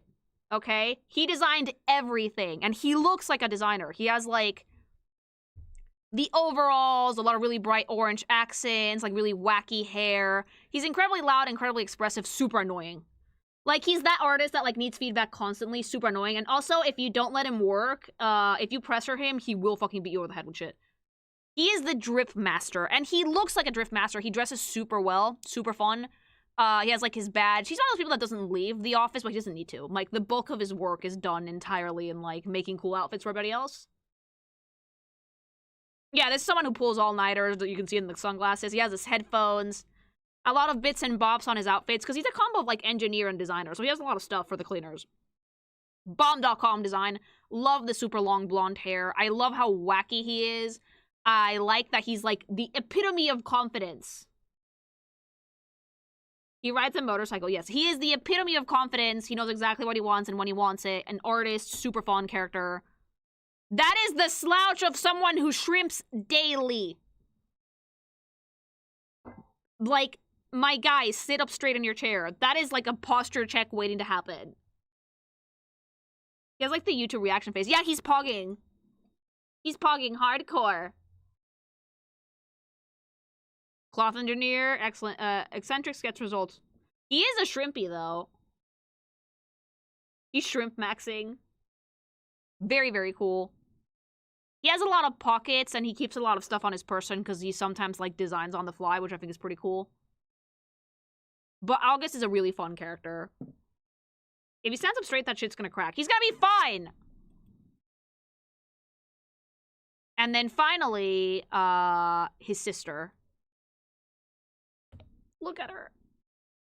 Look at her! This is a flawless, grungy urban nurse aesthetic, okay? She's one of the only units in the healers that can, in the cleaners that can heal. She's very insecure, ooh baby. Super fucking cute. I love her nurse uniform, because it's like such a cool urban take on it. Looks very Guilty Gear. Again, I think that there's a lot of fighting game inspiration in these characters. Because they have a lot of really big, bombastic shapes, and you can tell what the character's deal is at a glance. I could tell you immediately she was a nurse. Immediately. Like, big gloves, wide skirt, the hat, short, like, fluffy hair, really big eyebrows. You can also immediately tell that she's related to August. Like, you can tell that they're siblings. Even though you can't really see August's eyes most of the time. Their hair color is the same, the eyebrow shape is the same. So, yeah, it's really, really fucking cool as a design, and it's a great take on a nurse, because it's way more modern, way more grungy, but still has a touch of fantasy to it. It would be like that one playable character with a giant weapon or ally. She's a healer, so I don't know what her actual, vital instrument is. I think it's a stethoscope or something like that. But she does, heal. He's the most huggable person in this lineup. Yet.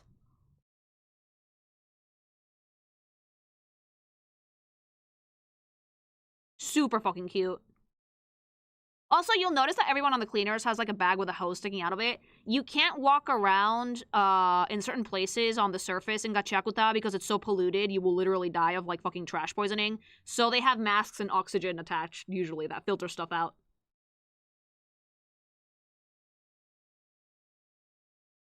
Damn, it's really that bad. You cannot survive on the surface, except in designated spaces, yeah. A power cord, but why? It's like a lamp! Her instrument is a cable she was playing with that she shocked herself with. Oh, is that what's coming out of her hair? Yeah, it's like contaminated areas from Fallout. You can't be out there, often. Super eyebrows, yeah, I love it.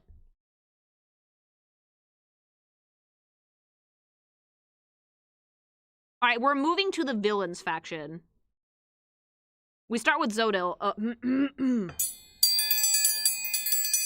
I'm sorry, I like what I like. I know. Lily, how predictable. He's so pretty.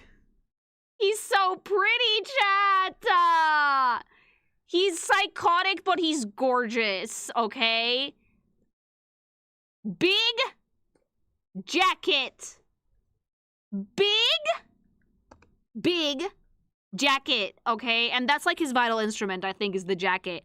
It's on with, like, fucking zip ties. It's, like, stitched together. He still wears it really well. It's low-key kind of destroyed on the bottom.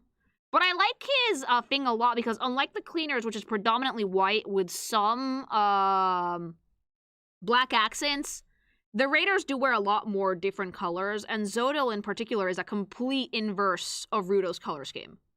Rudo has light hair with dark tips. Zodil has dark hair with lighter tips. Ruto wears mostly cream or white. Zoto wears mostly black. Zoto's accent is like a dark blue purple. Ruto's accent is usually red. These are characters that are meant to be like pitted against each other, and it shows. Fundamentally different personalities, but still super cool silhouettes and great designs overall. Let me see, show you guys more of the character key art. That, like, symbol on the back of the jacket, you saw it on Ruto's gloves as well. That's, like, they share something in their vital instruments. We don't know what yet, though. He has, like, a really cool take on it, though, on, like, a big coat that's kind of, like, destroyed. It's super fancy. I like the arm strappings. Yeah, they look like zip ties. It looks like that jacket is hanging on for dear life. Raiders like their purple quote pattern. Yeah, you see a bunch of Raiders that have it, yeah. Yeah, those shoes are made with love and glue, because mama, they're not gonna survive long. Designs like a man dripped in Balenciaga. He's super fancy. It's a really, really good design, and it does scream antagonist. It really does. Because he is. Hobo core. Hobo core is the aesthetic for the bulk of Gachiakuta. I'm not gonna tell you guys a lot about Zodil because I want you guys to watch the show, but yeah, he's a pretty good character.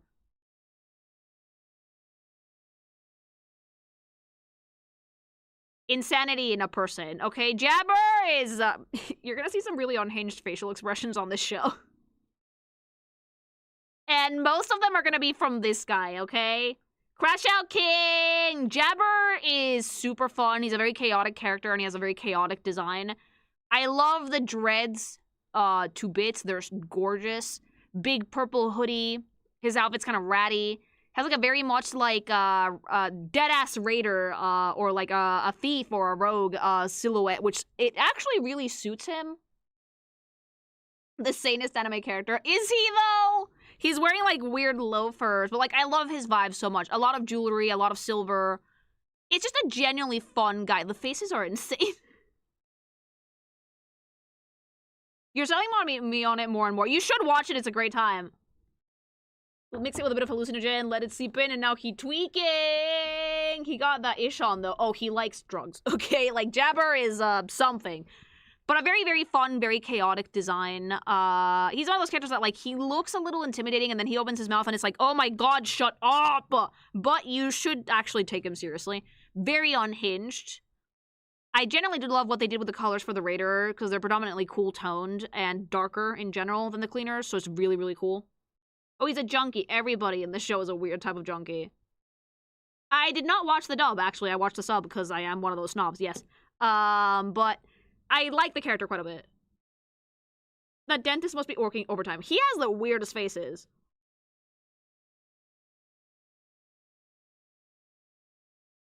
So, yeah, super masochist, but that's not something that shows off in this design. He definitely looks unhinged at a glance, though. Let me see more of that turnaround.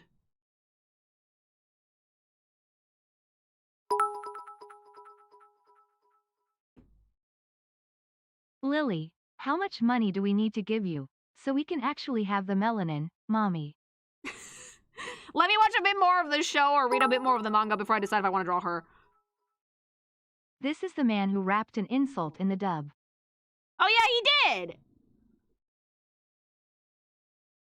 He's the guy who dances on his girlfriend's grave in the dub. Oh, no way, seriously? He and Mao Mao would get along. They would be great friends, actually. Yeah, oh, well, that makes a lot of sense. He did a Junpei.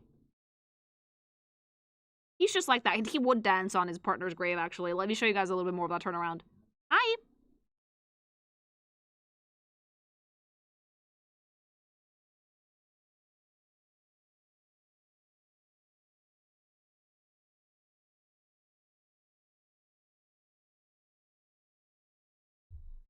Yeah, Jabber actually one of the few ones that has like a full turnaround because he showed up a lot more. So he this is the profile view. They like that quilted pattern quite a bit and loose stitching. He would like to know the potency of the happy snow powder and call it weak. Yes, he would. Yes, he would. Yeah. Thank you for the super. I don't know why YouTube didn't read that. But yeah, he's a very, very fun design. The Raiders like a lot of really big stitching, quilted patterns, a lot of purple, really dark tones for the most part. And he has, like, a lot of flow to this design because Jabber actually moves around a fair bit. So it's one of those characters that, like, they look like they're moving in even when they're not, which I love seeing, personally. His design gives evil Senku to me. You think so? I don't think so. He's not at all onion-shaped. Cloth tail. He has a cloth tail, yeah. His vital instrument is, like, big gloves with, like, really sharp claws. He dabbles in poisons and drugs and things, so he's a bit of a weirdo.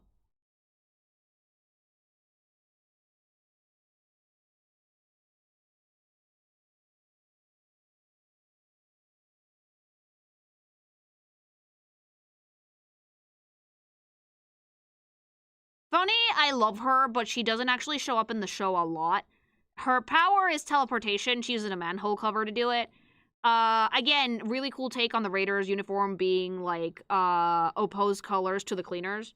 They feel a little bit grungier, a little bit, more chaotic, definitely a little bit less clean. She has really cool tattoos. Again, she doesn't show up a ton in the show yet, but she's one of the more interesting characters because of that mystery.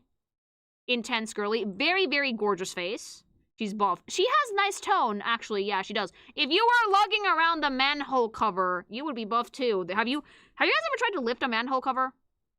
They're super fucking heavy. Short Star Hulk Queen. Like, they're so fucking heavy. But it's really cool that she actually has it on her design. She actually never leaves without it. They all have, like, these chokers as well that they're, like, communicators. Pretty fucking cool idea. Great use of color, really, really cool asymmetry on the pants, despite the fact that the silhouette is completely symmetrical. Great hair, just overall a very solid design, I would say. Let's see if we can see more of the manhole. Again, she's so fucking buff in the arms because she has to fucking lift that shit around everywhere. And she has tattoos on her arms as well. I only just noticed that. She wears it like a turtle shell. It's actually pretty cute. The hair antenna. That's called an ahoge. Let's learn our anime, okay? The hair antenna is called an ahoge. It's usually used to signify that a character is dumb as rocks. Jesus, he's built. Yeah, I mean, you would be built too if you were carrying around the manhole cover. But I think she does keep it in a case for the most part, which makes sense. Otherwise, how the fuck would you carry it around? The Raiders are all very reptilian coded. I think that the Raiders are like a joke on the lizard people that live in the sewers. Which makes sense, because they're kind of reclusive, and they don't get out much. But again, predominantly cool color schemes, really nice quilted patterns, really, really fun shapes, a bit more chaotic than the cleaners, but still very nice. Does she gain IQ if the ahoge is cut off? We don't know, we haven't tried it yet.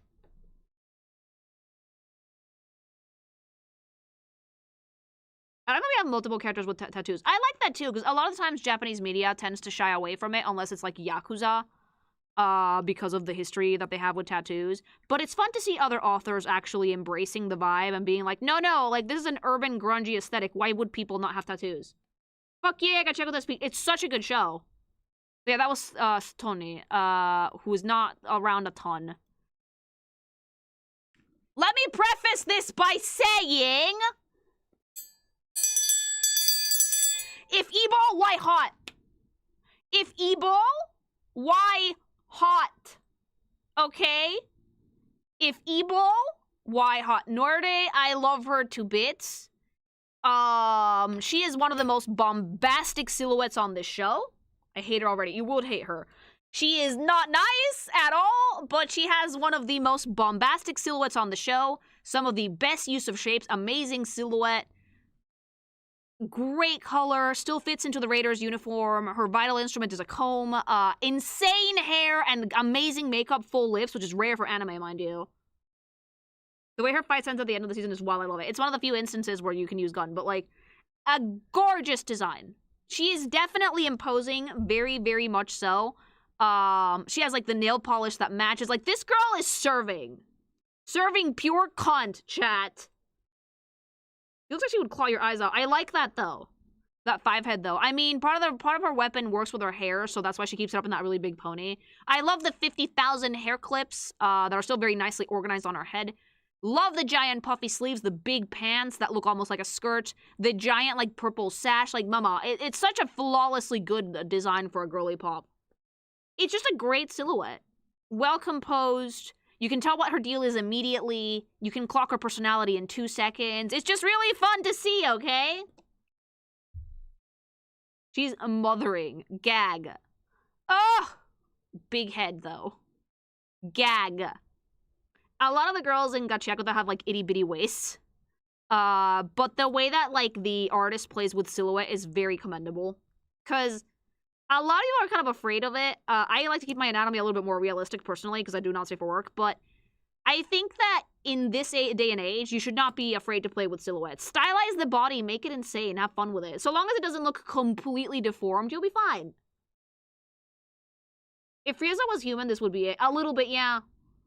I can't fix her. No, you cannot. Don't even try. But she's so sexy. They play with it by having her pants be huge. Her entire silhouette is like triangle. It's incredibly stylized. Yes, but it's so fun. The Japanese influence carries really nicely. But you can tell in Gachiakuta that there's a very clear Western influence as well. She can make you worse. Way worse. Of the Raiders, I think that she's my favorite. Ooh, I don't like you. I do not fucking like you. You're very annoying. This is a character that you can immediately tell by the way that they're dressed that they're incredibly not confident at all. Your taste is predictable and you are weak. Shut up! Fu is, funny because he's a raider, but he's not. Like, he has the color scheme, he has the uniform, but you guys will notice that, like, the raider uniforms are a little bit more personalized than the cleaners ones. Like, they share some traits, but not everything. Fu has a very high collar, a scarf, so he's very withdrawn. He's not a big fan of being, of expressing himself, not confident in the slightest. One of those characters that, like, he would see a conflict and run, but he should fight, so he tries to, but he fails every time. He is very goofy. He's very, very, very, very goofy coded, which, you know what, we enjoy. He's not made for this shit, and it shows. He's not a fighter, and it shows. He is a rat child, is Niño Rata, a little bit. Like, he kind of looks like a raccoon with, like, the mask on his eyes, and I also like the dual-toned hair. It's really cute. But he is not made for this at all. Scout material? Yeah. Having loafers as character. A lot of guys in the Raiders have loafers, though. Like, he has, like, the loafers and the baggy pants that, like, Jabber has, but he has, like, a different coat, and he has big scarf that he can hide himself into. That he's supposed to be, by the way. Oh! Yeah, that tracks. Gotta wait for him to lock in. From what he said so far in the show, you have to tell him what to do. Otherwise, he won't do it. The way that the engine dealt with this dude was just being like, nah, and he left. Jabby also has loafers for some reason. I don't know, they like loafers. It's a pretty cozy look, though, I would say. He looks comfy.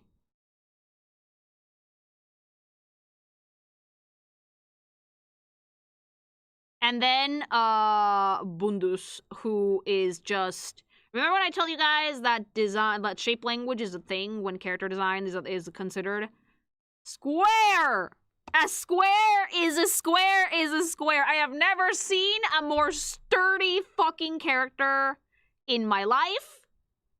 He is a brick. He is not moving. He is stubborn. He likes to talk, though. He will not let you pass. That's his vibe, okay? Like, he's tanky. Incredibly tanky, cowboy-coated, super fucking fun. Ironically enough, does not have big hands. I was expecting him to have gigantic hands. He does not have big hands. He has, like, Trump baby hands. Again, still same fucking quilted pattern for the Raiders uniform. Very much purple, very dark, cool tone, very cool.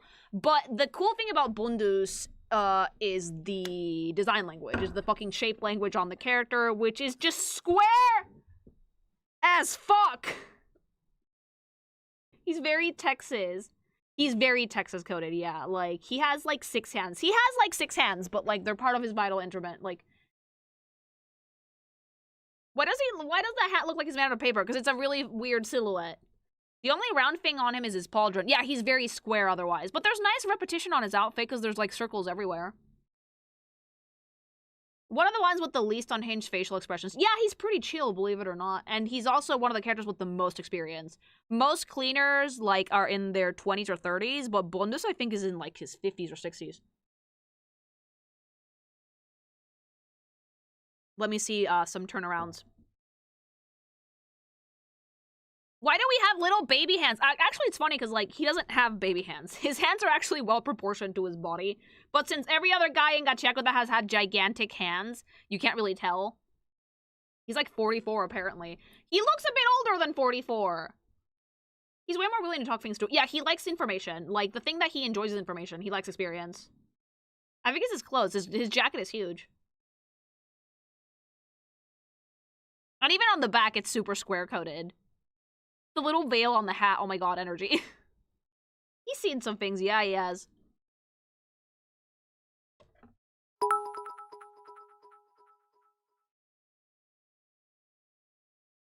Me when I'm in the backseat when the baby is driving the car off a cliff. No one who hasn't watched the show is gonna get that joke.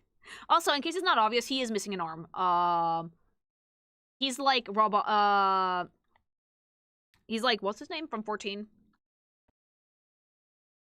Like, Raban from 14, he is missing the arm and the cape is making up for it. So his vital instrument being hands makes sense. And that's the Raiders. So the Spherites is actually where the show starts. This is Recto. This is Rudo's adopted dad. He is no longer with us. That's not a spoiler. They literally show it in the trailer. The Spherites have a different sense of aesthetic than the rest of the people on the surface because it's very crisp, it's very clean. Even the people who live on the slums are very, very clean. It's white and gold. It's almost sanctimonious, almost sacred, the way that they dress.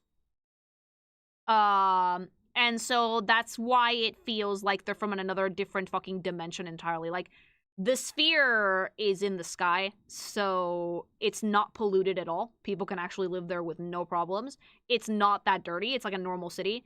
But interestingly enough, is even if you live in the slums, you have to dress like this. You have to dress in like pure white and gold.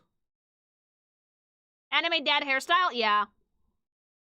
The symbol's like a sun. Yeah. Also, if you're a parent in a shonen, you are fucked. If you are a parent in a shonen, you will die.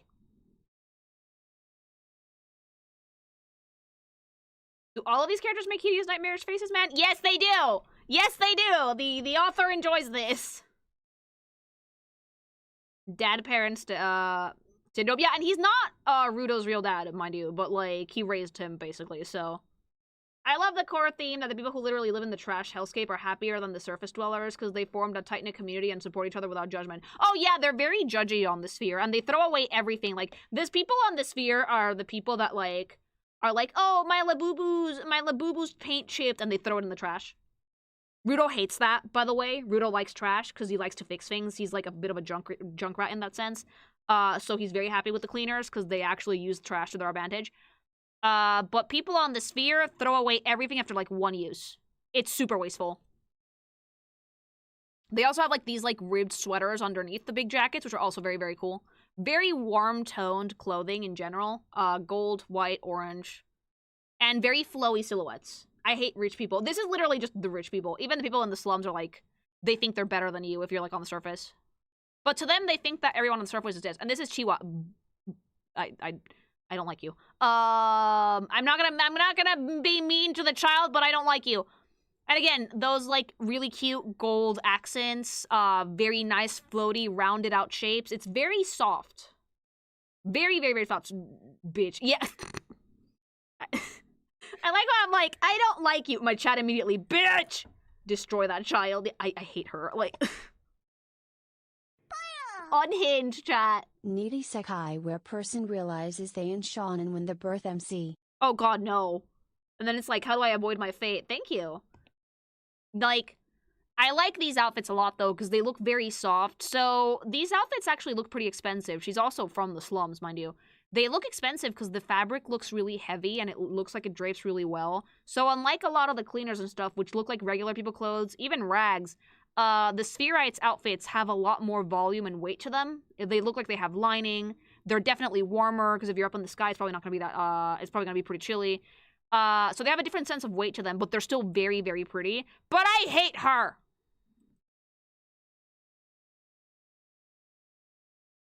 Alright, we have 3 more characters on the roster for Gachiakuta. Alice! Alice is Alice is Alice. Dr. Idiot, thanks so much for the sub! Alice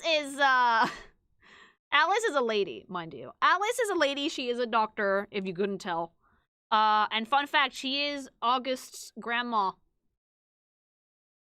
What did she do? She's actually a good guy, but, like, she's one of those, like, old people who's, like, super no-nonsense because she's seen everything. She dresses like an old man, and she does not give a rat's ass. No hair, no eyebrows, no nothing, like alopecia.com.org. She's so fucking funny, and she gives mad scientist vibes, but she's pretty good at her job. Look at that face. Jesus Christ. You can see the boobs if you look, though. Kronos, thanks so much for gifting 10 tier 1 subs to the community. Golden Kappa Train, thank you! Yeah, it's because of the pollution. It's generally because of the pollution, that's why, but she's lived longer than most. Most people die because of the pollution pretty quickly. Thank you, Kronos. She doesn't give a fuck and we love her for that. Oh yeah, she doesn't care. She's like, I'm a woman! Get out of my office! She looked way better younger. I kind of enjoy the charm of the old doctor that's like bald. Deleted bald. She has cute earrings. Yeah, she does. Wood. No! She looks scary. She is scary. Thank you. But you can tell that she used to be a looker because she's August, grandma. She's too old to care. She doesn't give a shit. But again, a simple design, but it gets the point across immediately. Insane doctor, that's it. Remlin! I love Remlin to bits. He's not a cleaner, but he is a giver. He is an artist.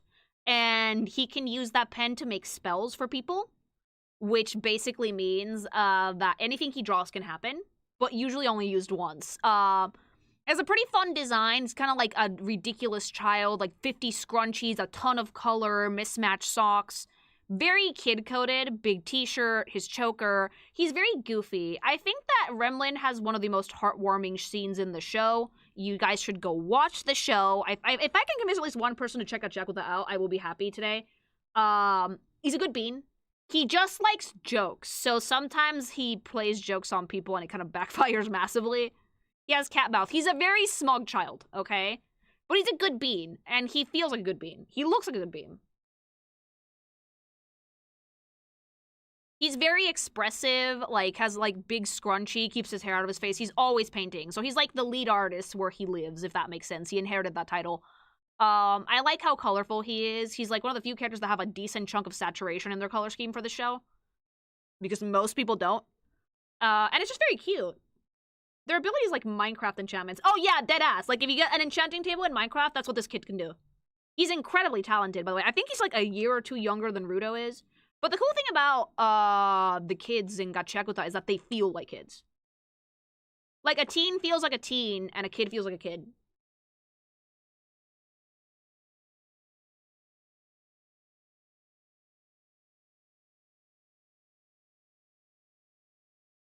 But yeah, Remlin, super cute.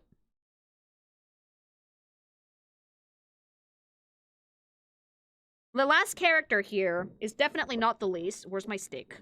Where is my stick? I need my triangle for baby girl.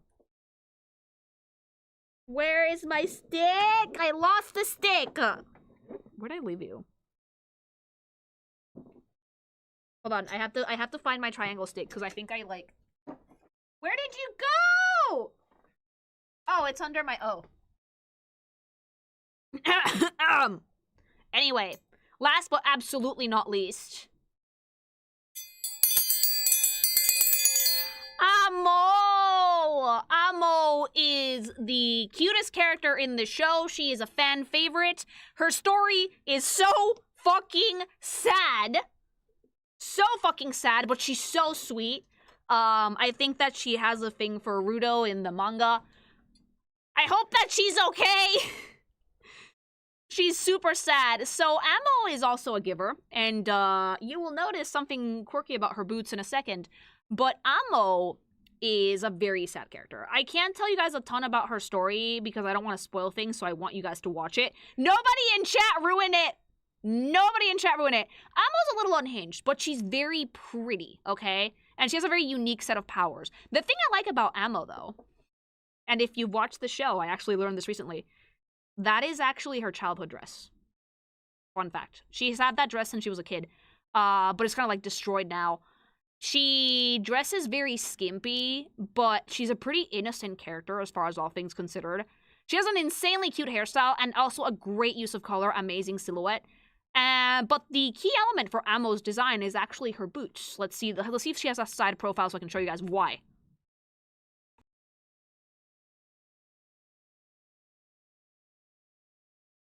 Like, all I can say about Amo in her episode is I was not expecting them to go there.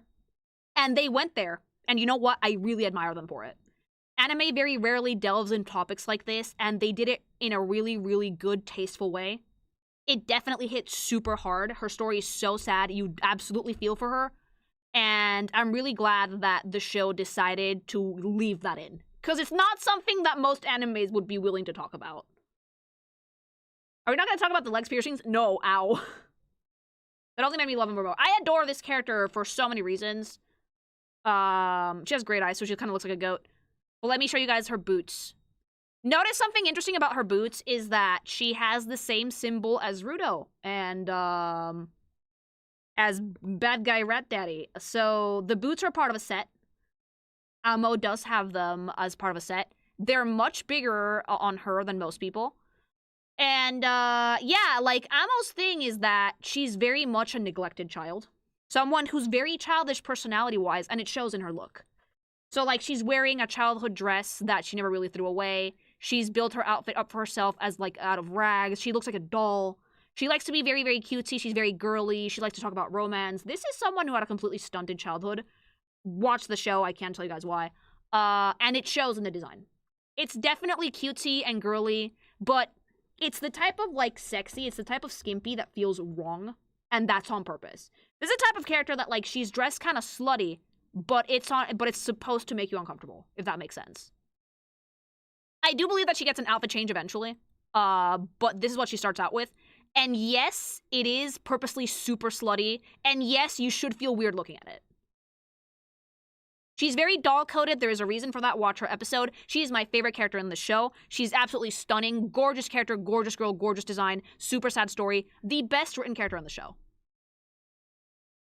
Like, adorable. I love her to bits. I love her color scheme. I love the orange accents. I love her hair. I love the big bows. I love how cutesy she is.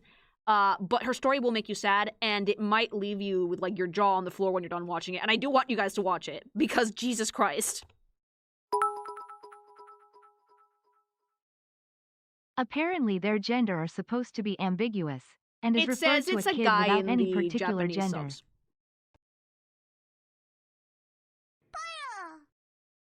Amo the sweet lamb WH I love deserved the Amo. world. I love Amo so much. Is there a reason she's getting an outfit change? Yes, but it's kind of super implied that the person that she lived with never gave her new clothes. She needs squee hugs. She does. She's so sad, baby. Her manga art makes it look scary. Amo's pretty unhinged. You'll see if you watch her episodes.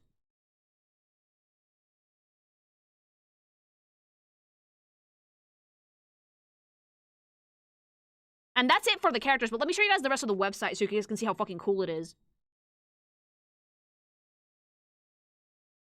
Uncomfortable doesn't seem strong enough, but it's a great start. I need people to actually watch the episode. So there's some of the key visuals for the show. Seriously, it's a trigger warning. But it will eventually amount to something special. You need to read to understand it. It actually didn't bother me that they did that in the show. I thought it was very brave of them to actually explore that, and I think that more people should watch it. I know it's difficult, but that's how you learn about these things. Thanks so much for the super. So the key artwork for the show is actually kind of insane. This is what they did for, like, the anime. But the whole website is chock full of it. This is our baby boy. Look at the fucking faces! My friends finally got me into Final Fantasy XIV, and let me just say, What hell have I gotten myself into? The best one, enjoy it. Thanks so much for Super. They treat it with a lot of tact. They treat it very, very tactfully. Look at the character visuals, by the way. So you guys can kind of understand the like super grungy graffiti art style a little bit more. This is like the cards that they use to introduce the characters. The author is actually very active on social media, although I think that she recently moved to Blue Sky. But she is around. We need Soul Eater remake. Super fucking cool. No, I think that Soul Eater is fine as is. Look at Rio, baby. So they have a lot of these visuals. For some reason, Ruto's is not loading, but like, there we go. It's very punk-coded. Very, very, very punk-coded. That's why it's so fun.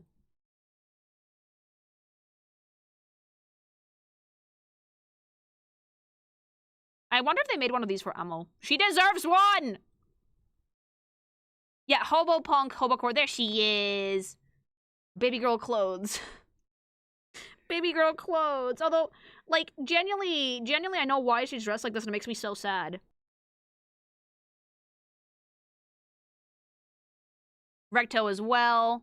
So yeah, everybody has a character artwork. It's pretty cool. Very, very fun. Nowadays, super fucking sexy. Manhole cover baby. Yeah, the artwork is insane. This is probably one of the best, bones. One of the best, websites I've seen for an anime ever. More anime should make their websites like this. This is stuff that the Bones staff made, by the way.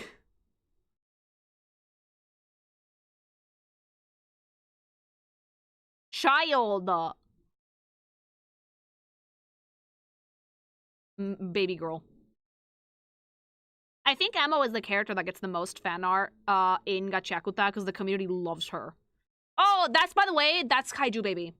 That's Guida. That's what she looks like when she uses her vital instrument.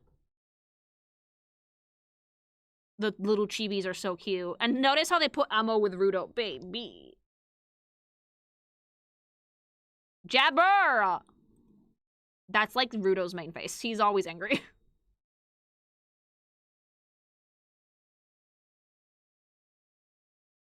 Yeah, it's great artwork. It's super fucking cool.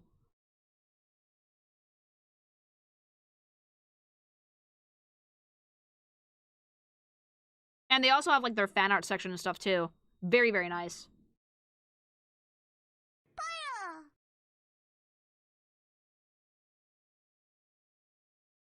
Yo Ruto, you got some pretty good game for a worn out, foul mouth, butthurt, ratchety, short stack spherita. Oh, yeah. Ruto has good game, even though he's very angry most of the time. Thanks so much for the super. But yeah, second season has actually been confirmed. It's in production. And it's a really cool anime. I highly, like, encourage you to watch it. Go check out the website yourself if you have time. It's actually fucking insane. And that was the characters for Gachiakuta. I really, really like this series. It's become one of my favorite shonens of, like, this year. Or the past year, rather, because we started last year. Super fun watch. Great animation. Really, really unhinged characters. Incredibly expressive.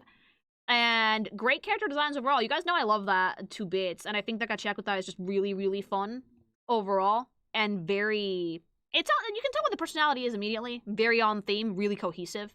Which I genuinely enjoy. So if you want to check out the manga or anime, I highly recommend it. I would usually go for the anime personally because these characters look great in action. But if you want to read the manga, go for it. Here's like the comics if you guys want to get them. Urana is an incredibly talented artist and writer because, like, holy shit. Amazing. So yeah, season 2 has been confirmed. And if you guys want to catch up, now's the time to do it. And if you guys like this video, like, comment, subscribe. Tell me if you guys have watched Gachiakuta, and if you haven't, are you willing to? Which is your favorite character? Let me know. I like to hear it in the comments. And remember, things, to go check out some gsupps if you want some cool energy drinks that are gonna make you an absolutely, like, fucking rage goblin that plays with garbage. Check out gsupps, mama! Delightful flavors, sugar-free, super fucking tasty, and caffeine-free flavors as well, so you don't have to just go and get wired if you don't want to. Just remember to use code KinkyMation at checkout for 10% off your entire order. And remember that this week, we have 20% off. So if you want to try out gsupps, now is the time, mama. And yeah, that's about it for the Gachiakuta segment. I really like the show. I would read the manga, but I'm afraid I would binge the whole thing. I'm afraid I would binge the whole thing, and then I would have to wait for the anime, and I'd be like, oh! A whole 20. Yes, it's a lot. That was an awesome character design review. I think for, like, the first anime one, it was pretty good. I like to go into these reviews blind, usually, but since I already watched the show, I had a little bit more to say. It's just hard to not go into plot, but I try not to, because I want you guys to watch it. I spoiled myself on Amo's new look. It's great. I think I've seen it, too. I think Krim showed it to me.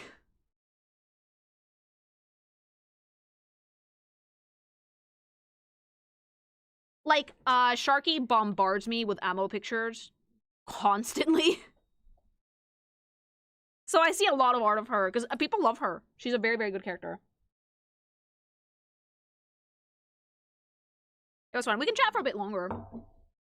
Best trash anime. Garbage! Sharky spoiled you. I'm gonna rotate him. No, I don't know what happens in the comic. I just know she gets a new outfit eventually.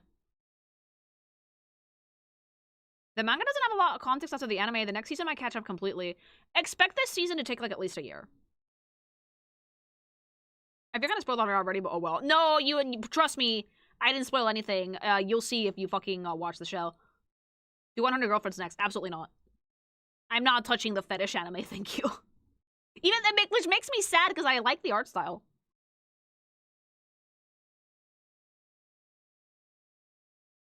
The anime has great background out too. Yeah, if you haven't seen it, I recommend watching the anime because the color adds a lot to the visuals.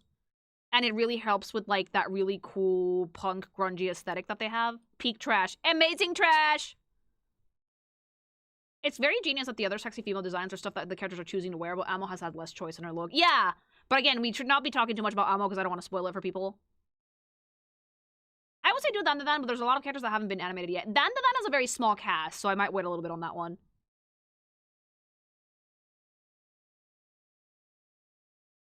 The premise of 100 Girlfriends Give Me the Creeps. No, the premise is funny, but they could have done it with 10. It's just that the show itself got really weird very fast. Like, Dragon Maid levels of weird fetish, I think.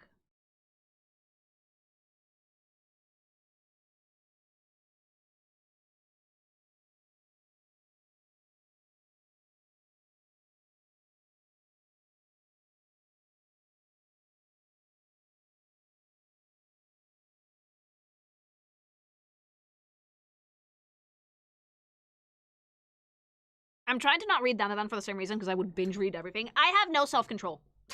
I have no self-control things, and I would just go read the whole thing, and I'd rather wait for the show, because I like seeing, and I love animation. I love seeing characters in color, so... 100% is the author trying to fit in every fetish they can into 100 Girlfriends? Yeah, I exist. Hello!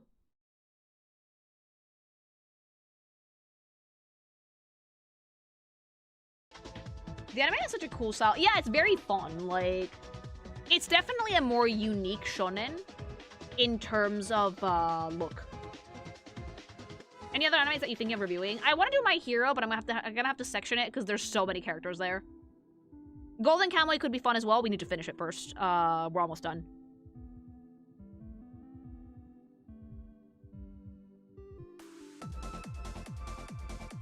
And there's other ones that I want to do. Like, I also would like to, like, hop into some oldies but goodies, like Sailor Moon. Even though I know that their uniforms, like, they still have different designs and stuff. Golden Kamuy is a great show. There's no heterosexual explanation for it, though. Like, it is the gayest shit that I have ever seen, and I mean that as a compliment. It's so fucking funny because the show has, like, 2 women, but they're very well-written women. Like, Golden Kamuy has, like, 3 girls, technically. One of them is a crossdresser, but, like... For a show that's, like, mainly sausage, because it's set in, like, post-Russo-Japanese war, so it's mainly men, they write women pretty well. Focusing on Class A. Probably gonna start with Class A.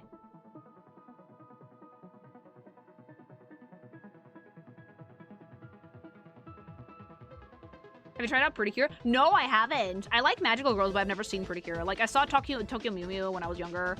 And, I love Sailor Moon. And, like, Madoka I really like, too. But I actually have never seen Pretty Cure, believe it or not. Pretty Cure is actually really good. The animations for the transformation still done in 3D noodle arms. Please say no.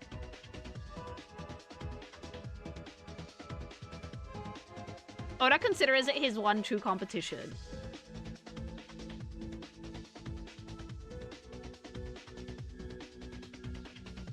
or is that because it's been running for so long? Like, I think that Pretty Cure has been running for 12 million years. There's like 18 of them. I don't know which one are good. Do you like any Demon Slayer? I love Demon Slayer. Demon Slayer is a phenomenal anime as well. Demon Slayer has reached the point in its fucking lifespan, though, that some people hate on it just because it's popular. And, like, they don't understand that the show is genuinely very good. Are you gonna do Eminence in Shadow? I love Eminence in Shadow! Eminence in Shadow is, like, the true shitpost. Oda hates Pretty Cure because his kids watch it instead of One Piece. Well, maybe his kids like magical girls.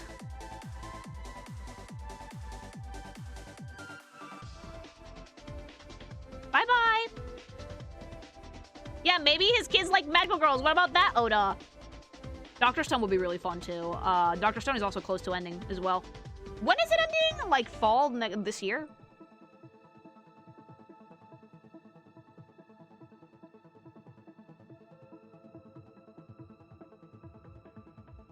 Yeah, Dr. Stone has a really good aesthetic as well. I like, the faces are very outdated, but, the designs are good.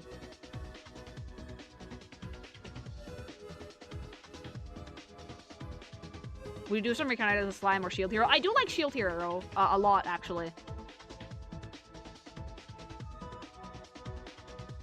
Apothecary Diaries might be worth it as well, just from the historical perspective. Yeah. I like Mao Mao, even though it's not China. They say it at, like, the start of the show that it's not China. Not based on any real place, because then the CCP would come for their wig. But, like, it's not China, but, like, we know. Fantasy, not China. Yeah. Wink, wink, nod, nudge, nudge. Not China at all. Dr. Stone has, like, the weird eyes being far apart from the women. No, Dr. Stone has a very face style that's very moe. Like, very, like, early 200s or 2010s. Like Haruhi Suzumiya, which had, like, gigantic eyes super far apart and, like, the faces really scrunched up together that they look like pugs. But it's funny because not every character in Dr. Stone looks like that. There's a lot of different face variety. Any thoughts on Clampworks? The only one I'm familiar with is Italic. Oh, Sakura Card Captor is the GOAT. I never finished watching that series, and I need to go back to it with Hubby. That might be my next binge slot, actually. Because Hubby used to watch it when he was a kid with his cousin.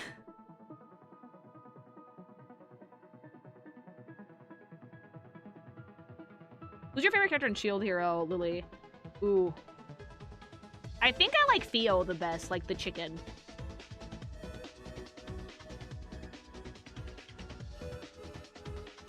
Watch this subbed card capture up to. No, I'm watching it in Japanese. I was tempted to watch it in, like, Latam dub, but I want to watch it in Japanese. Would you review Madoka Magica? Yeah, I think I would probably review Madoka Magica. But not Rebellion. I would go up to, like, the main show and that's it. Because Madoka Magica, it's not just the magical girls that there's to talk about, they're witches too.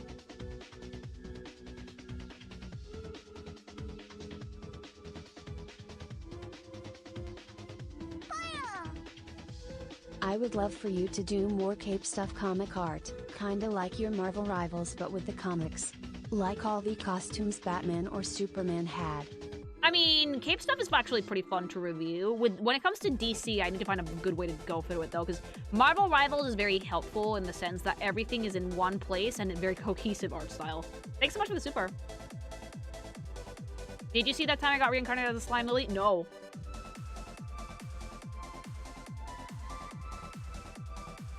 I do like Rebellion, too. I like it, but I don't. Like, animation-wise, beautiful film.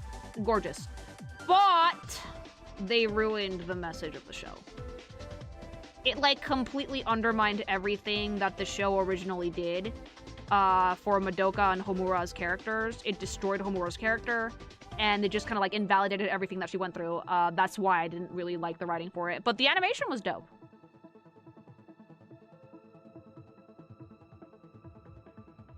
Like, I think for me that was a case of the franchise was very successful, so the editorial was like, we need more money.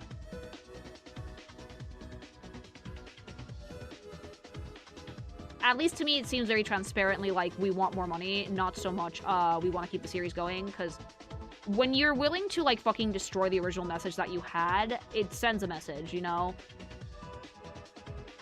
And they have another movie coming soon, don't they? I'm probably going to watch it because the animation is gonna be good. It's Shaft. Like, they're a very talented studio, but I'm probably not gonna write what they write.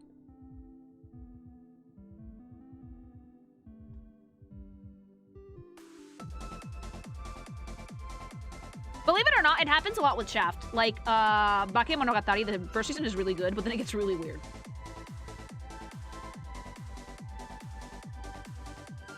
And, like, I think that, like, with the witch aesthetic, they completely overdid it in Rebellion. Like, it was cool in the original show, because we'd never seen animation like that before. But it only showed up in specific places, right? And then in Rebellion, it was everywhere all the time. It was, again, a very well-animated film. The music was amazing. Yuki Kaijura is a goated fucking composer, one of my favorites. And I think that was one of the last instances that Calafina made music. But the writing just rubbed me the wrong way.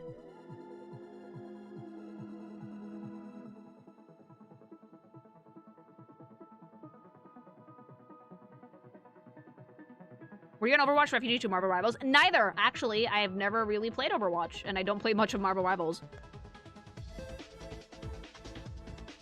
By the way, is Overwatch still free to play? Because if it is, I could probably do a review on that soon. Utena is weird. Yes. Yeah, it is. Okay, then we can probably do an Overwatch review soon. Is there a good way to see the characters in Overwatch, by the way? It's like Marvel Rivals, so you can like spin them around and shit. So if you don't have them. Unfortunately, yes.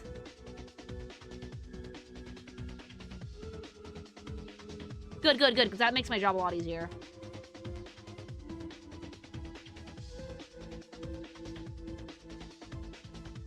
They changed a lot for Overwatch. I'll check it out later, then. I doubt they're ever gonna give Overwatch a price tag again. They're on pretty thin fucking ice. True.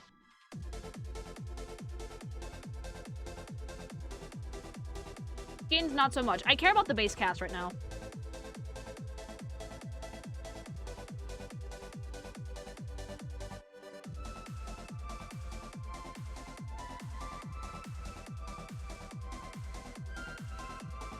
You have every character unlocked from the start in Overwatch. That's gonna make my job a lot easier. People still shit on Overwatch, but I'm not gonna lie, it's still pretty fun. No, like, they shit on it because of Blizzard.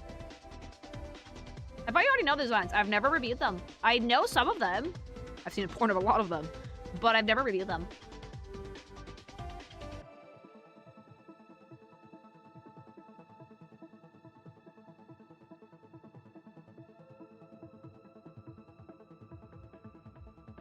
I forgive the price tag if they made the cosmetics free. Yeah, if the cosmetics were free or you could grind them out yourself, then the game costing money is fine, but you make way more money as the fucking free-to-play live service model. It's all porn. It's all porn! The SFM porn is the only thing that keeps Overwatch alive. Overwatch got their butts in gear. More like their plan to make Overwatch 2 backfired massively, and they realized that the only way to fucking keep any players they had was to just change some things. Because, like, they were getting mogged by Marvel Rivals, and they still are a little bit. So they decided to get their butts into gear. After they decided not to keep their promises for a fucking story. Yeah, I was actually looking forward to playing Overwatch 2 because of the PvE, and then when they canceled it, it was like, no. I've been playing Warframe, it's pretty fun.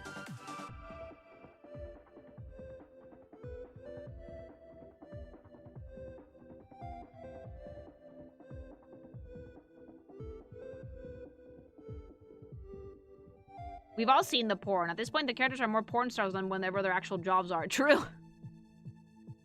They got mocked by TF2 and Marvel Rivals. TF2, I'm not surprised, though. But yeah, they got really mad at Marvel Rivals when it first came out, and, like, their response to that should just be like, well, step it the fuck up.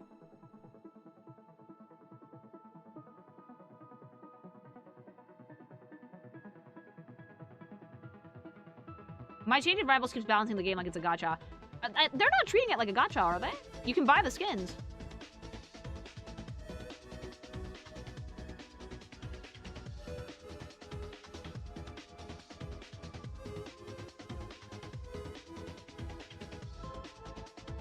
Slowly. No, they don't have a gambling thing in Marvel Rivals, at least not that I've seen. Loot boxes. Overwatch has loot boxes too. Certain skins do have a gacha. Oh yeah, but that's like the event ones. Like, you're gonna get them eventually. Those are the ones that you can grind for, right? There are some loot boxes and shit. Yeah, but like, again, what free-to-play game doesn't have loot boxes at this point?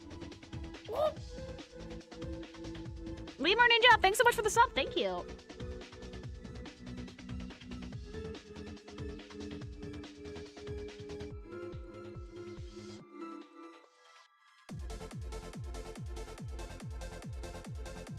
But yeah, like, I'm glad that Overwatch is actually stepping it up now, finally. It took them a hot minute, but they did. A little behind on game news. I've been keeping up with game news in general, but I have to check and see what's going on, because the only things I really heard about is, like, keeping up with High Guard and with Nintendo when possible, and that's about it.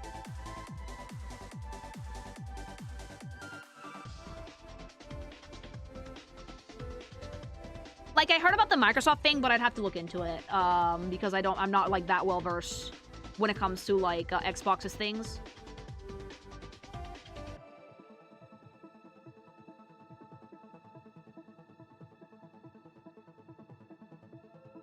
Like, I heard a lot of people complaining that the new CEO is not a gamer, but, like, newsflash, most suits are not gamers.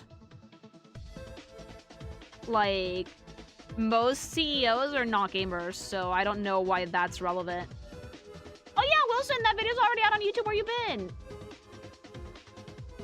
That and she's a woman. I mean, that's like 2 people, and I know exactly who it is who are complaining about that. Martha specifically is super into the AI stuff. Yeah, like, I think that one is actually a valid concern, that she used to run an AI thing. That one is a valid concern. But her not being a gamer and being a woman is kind of irrelevant, and most suits are not gamers. With, like, very, very few exceptions, most suits are not gamers.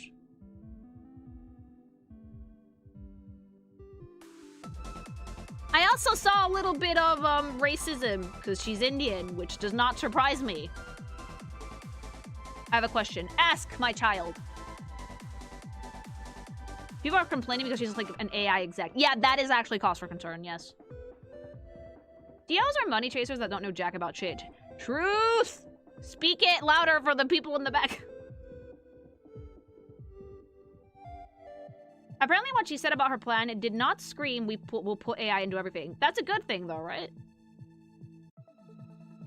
Have you played Titanfall 1 or 2? No, I haven't. I've actually not really been big into shooty games. The racism is also a thing. They were also stupidly loud about the new Silent Hill thing as well. Okay, can I say something and, like, maybe people won't get offended? The gaming space is no longer for white dudes anymore. Okay? Like, there, I said it. I've never seen more fragile, easily angered people than white guy gamers who think that gaming should still fucking cater solely to them. I am sorry, but a lot of people play video games now. Girly pops play video games. Every fucking ethnicity under the sun plays video games. If you have a smartphone, you can play video games, although I barely count those. But, like, the era of making games that pander just to fucking dude bros of the caucasity variety is over.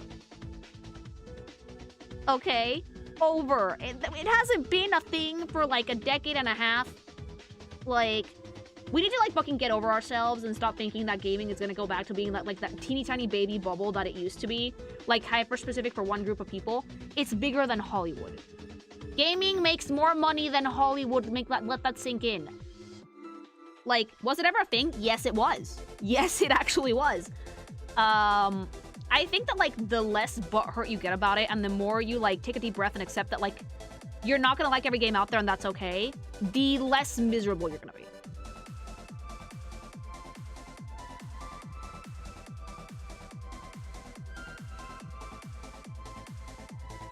Like, there's still gonna be games for that audience, right? Just like there's games for, like Barbie games and, like, games for girly pops and, like, games that, like, showcase cultural diversity. There's still gonna be games for, like, that specific group of people, but not every game is gonna be for you anymore. And if it really bugs you that much that any game that isn't, like, specifically catered to straight white dudes is called woke now, I don't know what to tell you, but, like, the gaming space has outgrown you. Yeah, you have to find games that you're into. I'm not into every game that I play. Like, I don't like shooting games. I don't play them. I'm not the biggest fan of gachas, but I don't play them. I review them, I like the characters, but I don't play the games. Mid-2000s was a time when gaming was like the most for white dudes. Yeah, that era has passed.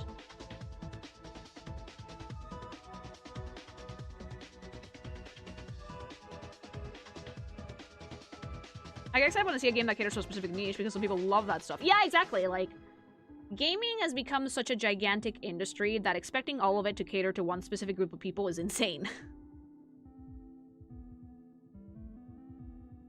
We can't pander to one group of people anymore. You don't get sales that way.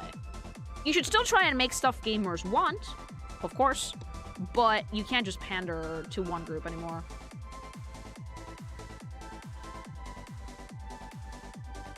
The majority of games are still pretty close to that era, honestly. There's just a few exceptions that people signal boost because they're mad. Not all of them. I see a lot more diversity in gaming than before.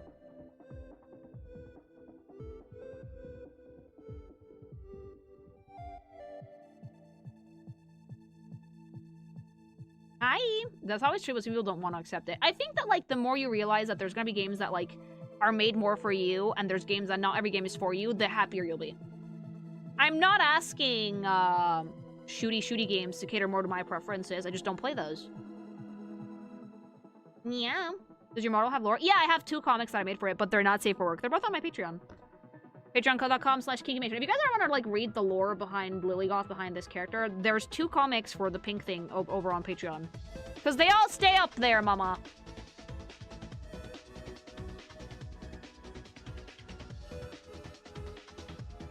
So people should also just get over themselves and expand their tastes. Yeah, like, swallow that pride and play the fucking cutesy girly pop game. You'll like it, I promise.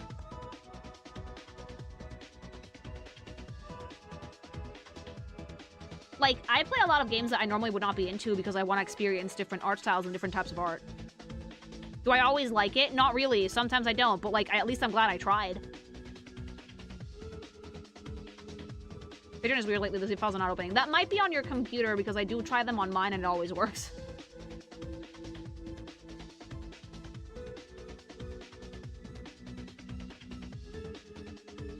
My only issue with gaming nowadays are all the trend chasers. Yeah, but that's a very soup problem.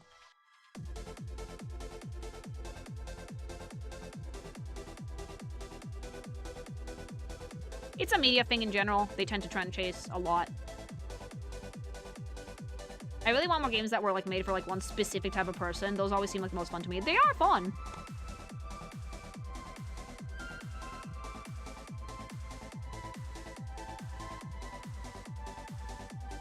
Like, it's a sad truth of the matter.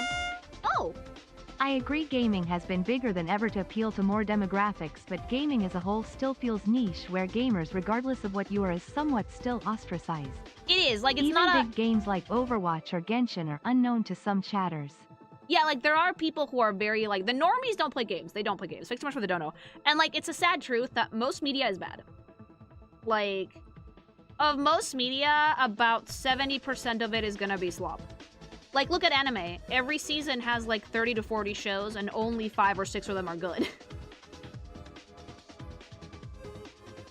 I'm sorry, I've been informed by Hubby that sometimes seasons have 60 animes, and of those 60, like, 6 are good. Like, 10% of media is actually good.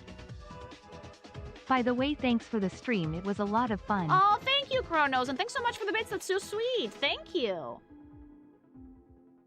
But yeah, like, sadly, most media is not good. That's why you have to consume a lot of it, so you can crack what is, so you can, like, actually track what is good. YouTube chat, did you guys die?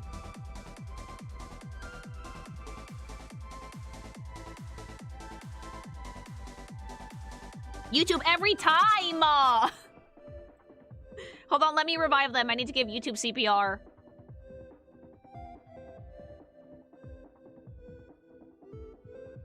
I look at Crunchyroll and it's random isekai number 645237. Yeah, like, there's so many of them.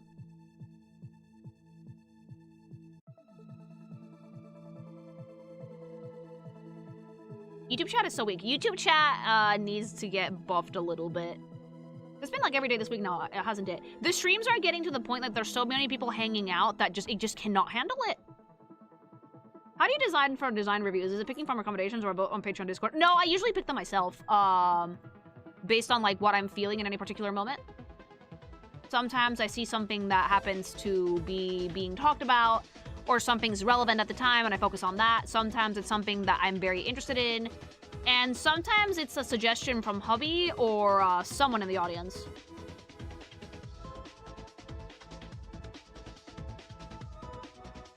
It bothers me when people are like, I stopped watching anime when it was like good in like 30 years ago. No, it's like other media, it's just saturated. Everything is super saturated.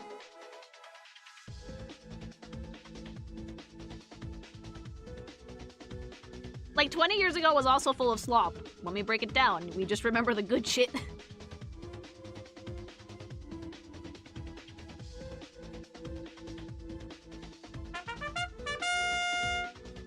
I don't mean this with any hostility but genuinely, and I don't like Blizzard or Overwatch by any means, but could you explain how some gamers may not have heard of Overwatch before? Some people... Thank you for the dono. Some people might just not know because normies, they've never interacted with that type of genre. Please feel free to reach out if, whenever you get into Magic, either playing or art, character reviews. Thank you.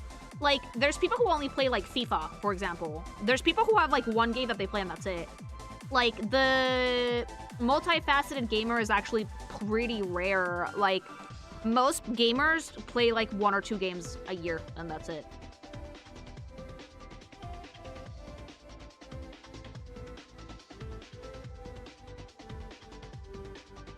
Like, or they only play games that they like. If you look at gaming news or streams, you're already in a niche category because you're more in the loop about gaming than most people. There you are, YouTube. I gotta sub Twitch next month. Thank you. All the support on Twitch is appreciated. Even just giving me a follow over on Twitch, I love you guys for that. We're getting really, really close to 40,000 followers over there. I want to up those numbers. Eventually, it might catch up to YouTube. Who knows? And YouTube is getting closer to 200,000, which I'm super fucking happy about. We're like, what, 173? By May, I want that shit at 200. You're saying that I'm an outlier with like an 80 game backlog on stream? Yeah, you are. Most people that know gaming news and know what's happening and like play more than one console are actually rare. Like, there are people who only play PC, there are people who only play PlayStation, there are people who only play Nintendo. And like, that's their whole thing.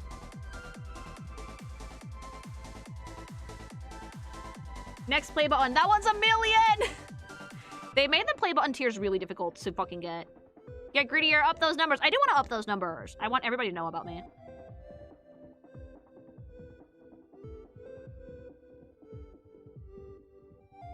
Hi, Joel. A lot of gamers are just Fortnite now. All the kids are playing Fortnite now because it's free.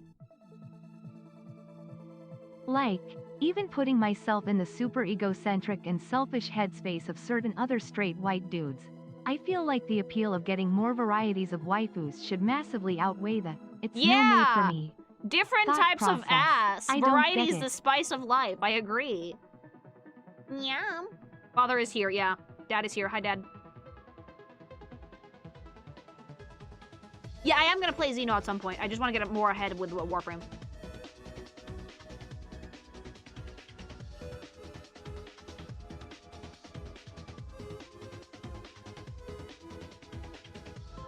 Like, the main reason I'm not playing Xeno right now is because if I'm playing Xeno and Warframe at the same time, I'm not playing any other game for like at least 6 months.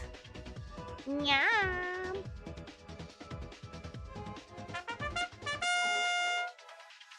Chat, I don't just mean Overwatch. Any big game such as Fortnite, Among Us, Genshin. Because If they it's a don't normie, care to yeah, look sure. into any but other if games. you're someone who spends hours and hours on whatever video game, how Because, have you like- maybe not once heard of the name in passing? Because they genuinely don't play anything other than FIFA or like Candy Crush on their phone. Like, do people like this do exist? I know people like this. I know people like that. Like, I genuinely have met people before that like, they're like, oh, I'm a gamer. And I'm like, oh, what do you play? Like, have you heard of like this game? And they're like, oh, no, I just play Call of Duty.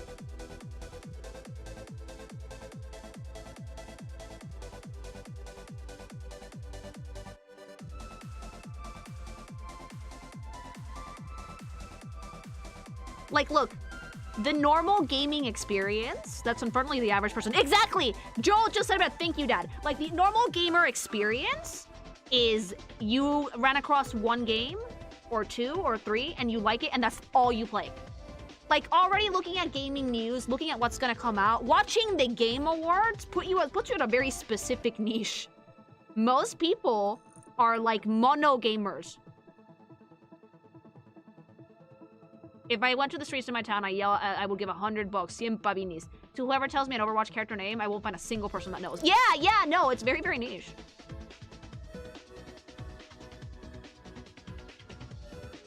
Your sister's kind of like that. My sister doesn't even do games. Never look at the TGA live chat. Oh, I always hide it. It's almost impossible to follow all gaming news if it's not your job. And it's funny because it's not my job. Like, I'm a variety streamer. I mainly do character reviews and I like to like chat shit, but I am informed because my husband likes gaming a lot. Like, he games a lot more than I do. I mainly game on stream. And he likes to be informed. And most of the shit that I find out about gaming-wise that I talk about with you guys, I found out through him.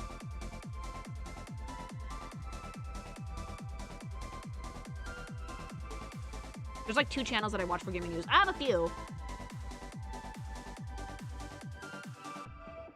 Gaming is like reading books, not everybody does it. Yeah, exactly. I watch the gaming roundup channel. I have a few of those too, yeah. Shout out to Skill Up.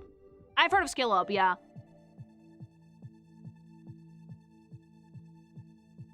Plays Minecraft for 15 years. Gaming isn't fun anymore. Like, yeah, you need to diversify that portfolio, girly pop.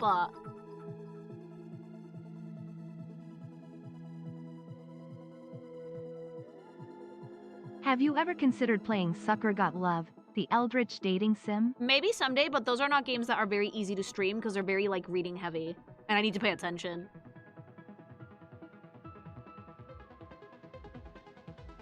I only watch the Lily News Network. I am a terrible source for information. Because I only talk about what specific thing interests me at any given time. You bring an unbiased and sometimes critical view to gaming, which is really refreshing to hear when everybody tries to sing praises about gaming. About everyone. Yeah, no, here's the thing, right? You can't please everybody. I would rather have my own fucking opinion and have some people get fucking pissed at me than not have an opinion at all. Like, you can't please everybody. If you try and please everybody, everybody's gonna get mad at you.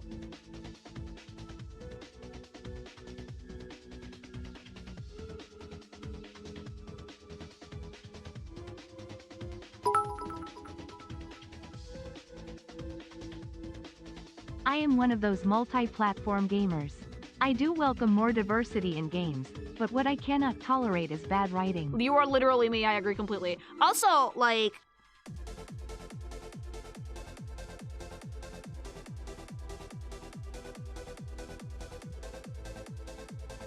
Oh, yeah, like, I can't be a Disney Channel streamer. I can't be a streamer that loves everything. I'm sorry, but I'm not about that. I know that it's technically better to be hyper positive about things because it's better for your business, but I can't do it. I cannot do it. I'm an artist. Like, I could be like, oh my god, I love this, and then I fucking end the stream and I'm like, I hate my life, but like, I can't do that. I can't do it. I need to fucking have my opinion. Like, I'll try not to be super negative about things, but I can't Disney Channel-fy myself. It's just not in my fucking prerogative. Please don't do that. You don't become like, I want to be genuine, and genuine people have other opinions. Yeah, you need a middle ground. I think I'm the worst part is like, the internet has no nuance, but I like to think I'm a pretty nuanced person. Like, I have a middle ground on most things. I only feel very negatively about certain types of things. And for the most part, I'm a fairly positive person, but if I don't like something, I don't like something. And you know what? That's why, like, if someone disagrees with me, I don't ban people for it. I like to have a discussion. If someone doesn't agree with me, I like to talk about it. Not yell, no insults, no nothing. But I like to talk about it with people because it might give me a different perspective. I'm not trying to change your mind, I'm trying to give you my perspective. Toxic positivity is how we get Concord and Highguard. Yeah, and it sets a really unrealistic standard as a performer, I think. Being honest pays off in the long run. Most of the long-standing YouTubers are the ones who specifically tried not to be insincere. Being insincere, it's a very common pitfall to fall into in this industry. Because, like, it's gonna bite you in the ass eventually. That's why I've stayed here so long. Yeah, like, look, Kobatsu's and I don't always agree. Like, when it comes to Nintendo, we have very different views. But I don't mind that, because I think it's fine to hear both sides of the conversation. As someone who is a fan of Nintendo but very critical of their practices, I like to hear what the other side thinks. I don't love it when people get too hater about it or too positive about it, because there's good and bad things in everything, but I like hearing them. Yeah. Yeah, if someone is genuinely being a hater, then I don't engage. But if it's like a nice conversation, I like that. That's a rarity on the internet nowadays. Nobody's willing to discuss differences and opinions anymore because people don't go outside.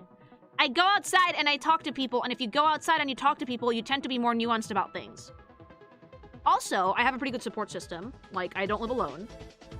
I'm not online all the time. I have hubby with me, and he talks to me about stuff like... We disagree a lot. There's a lot of arguing in this household about stuff like that. He's a bit more critical than me in a lot of things, but, like, we tend to agree quite a bit. But we also disagree a lot, so that's how you get interesting conversations.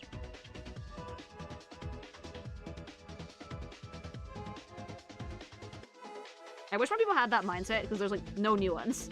If you have a different opinion, you're not a person to talk to, you're an enemy to be destroyed. Yeah, what the fuck happened to just hearing somebody out and agree to disagree? Why do we have to, like, try and ruin people's entire lives and careers if they don't agree with you? I understand being very critical of people who are genuinely hateful, but if someone doesn't like waffles and you do, it doesn't mean you have to try and dox them, you know? Some people would call you a fence sitter for being neutral, but, like, it's not fence sitting.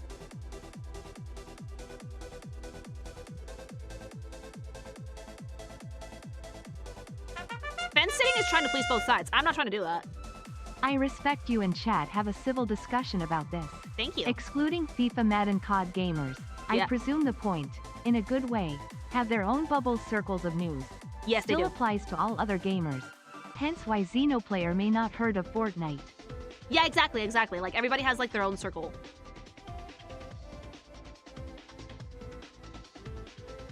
Choosing not to discuss heavy politics or streams as being a fence is not... Yeah, I'm not a fence sitter because I don't like to talk about politics. The reason I don't like to talk about politics is because, A, I'm not nearly well-informed enough to have discussions about that shit, and B, things can get pretty heated really quickly when it comes to politics. People fight. And I want my stream to be a welcoming space from people across all sides of the board. So long as you're being respectful to other people, I don't care what side of the political spectrum you're on. Just be nice. And also, it can get pretty depressing. It can get really depressing, it can make you really angry, it can get really negative, and I want the stream to be a space where people can just be. Like, dick around for 3 hours, chat shit, disconnect, disengage from the negative day-to-day, and just have a good time. Whether it's discussions or character reviews or gaming or yelling about things, I want my space to be a place where people can come and have fun. I'm not promising a safe space. I talk about sex and some stuff that's not super, like, kid-friendly. Way too much for that. But what I can promise is at least a positive space. And that's what I like. I am an entertainer, or at least I like to think that I want to be. And if I can make someone laugh, my day is made. And I won't do that if we get into politics, because then someone's gonna get sad.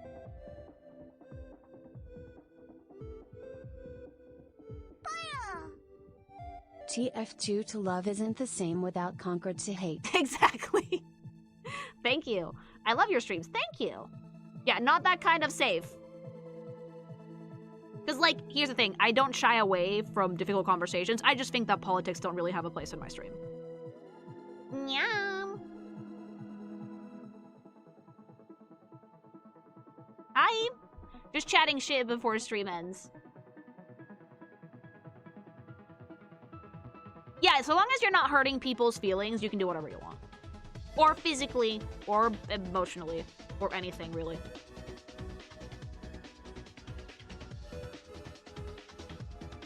Just be nice to people, you'll be fine. Honestly, I don't know why it's so hard for so many people to, like, not be an asshole. It's genuinely not asking for much.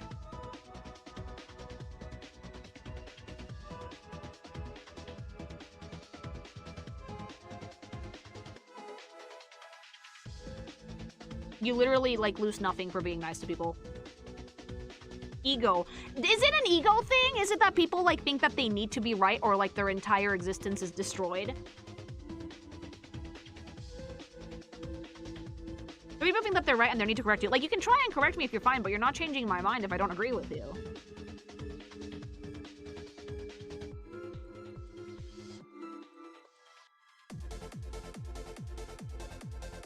Basic empathy is hard for some people. Again, you need to go outside and talk to people. It's it's genuinely helpful, chat.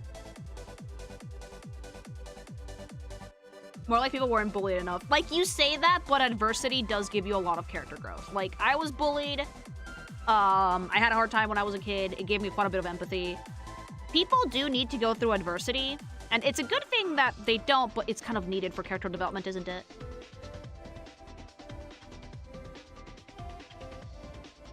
Yeah, some were bullied too much. The problem is like, if you get bullied and you don't have the support system to, like, get over it and become a better person from it and grow from it, then it's going to fuck you up completely for life. I'm very lucky that, like, I like therapy and I've dealt with most of those issues, but, like, yeah, not everyone can deal with it the same way. So it's less that, like, people need to be bullied and more that people need adversity in general.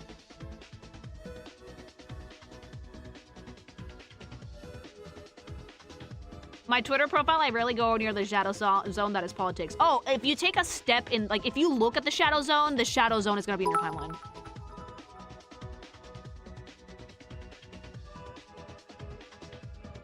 It's part people feel like they need to be right, but also a lot of people take the things they like to heart and see anything they perceive as an attack on something they like as a personal attack on them. Yeah, I've had to say in videos before, I don't like this and I'm not attacking you. Like, this is not a personal attack, I just do not like this thing. It's not tied to you at all. Adversity sounds stressful. You need to be stressed!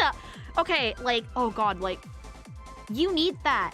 Humans, too much stress is bad, sure, whatever, but you need at least a little bit. That's how you grow, that's how you learn. If you are coddled in a box with cushions and plushies and only good things for your whole entire life, as soon as you go outside, you go into the real world, you apply for a job, you go to college, you meet new people, you are going to have a terrible time. You will literally be bitch-made. Okay, you don't want to be bitch-made, trust me. A little bit of stress is not that bad. Untempered metal is frail. Yeah, be fucking trial by fire.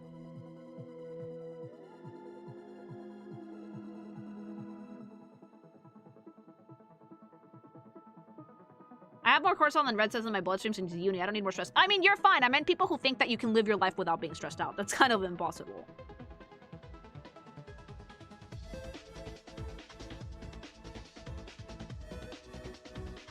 When they were growing trees inside an enclosed biodome thing, the trees fell over because they never developed the stress wood from being roughed up by weather and stuff. Yeah, you need that.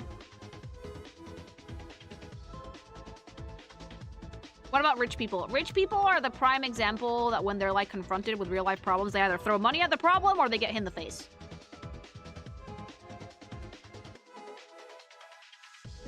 It's also why you vaccinate, because, like, it makes your immune system respond. You have a bad time for a few hours, and then you're fine. Happened to me when I got my, like, shot for COVID. I felt like shit for, like, a day, and then it was fine.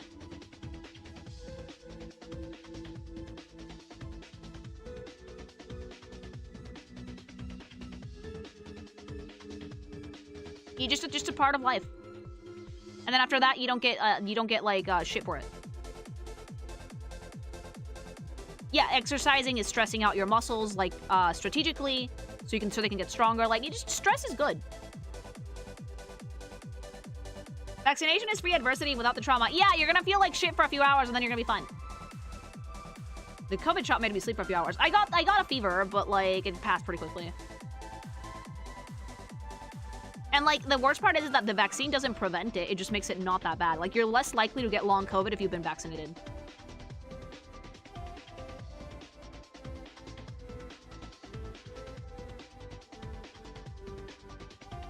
My flu shot made me horny. I don't know if that's a thing that can happen.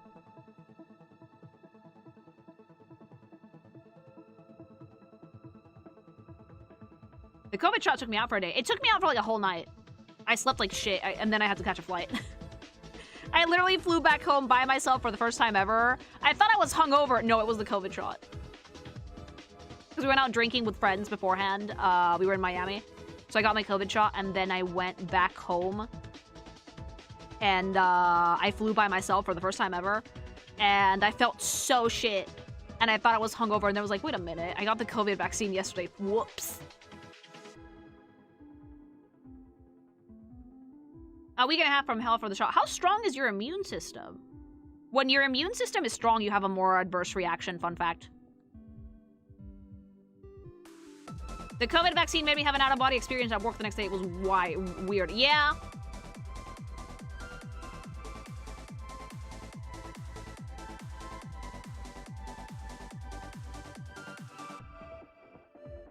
It messed me up for a couple of days pretty bad. For me, it was like a day.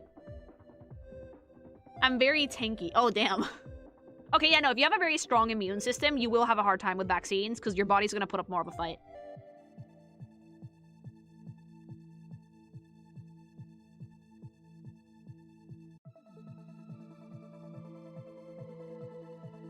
That explains it. I rarely ever get sick. Yeah, people with strong immune systems, they very rarely get sick, but when they do get sick, it's a shit show.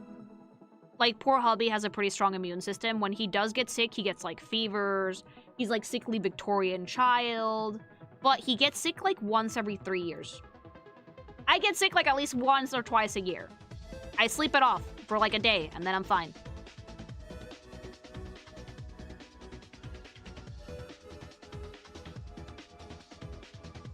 It's really funny to see guys get sick because they do genuinely become sickly Victorian child.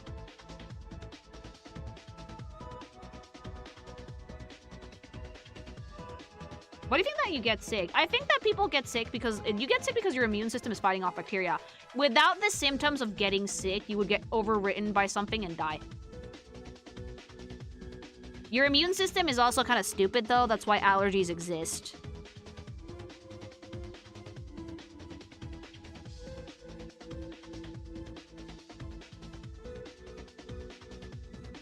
Fuck allergies. I hate allergies, but since I moved to Spain, I rarely get them. Allergies are coming. Oh, I hope not.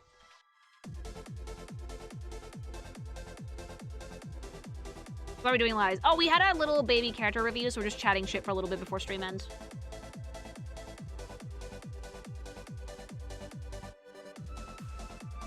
Chat, let the fever break on its own. Only medicate if you get too high. Yeah, sweat it out. Sweat it out. If you really do need to, like, cool off, take a cold shower or something, but sweat it out if you can. It's gonna be gross, and you're gonna get really sticky, but it's easier to let a fever break than to try and medicate it, because then if you let the fever break, you're gonna get better much faster. It's gonna suck, but you will. Yeah, just yapping. My condolences with anybody with allergies. I could not imagine not being able to do stuff like smelling flowers. Yeah!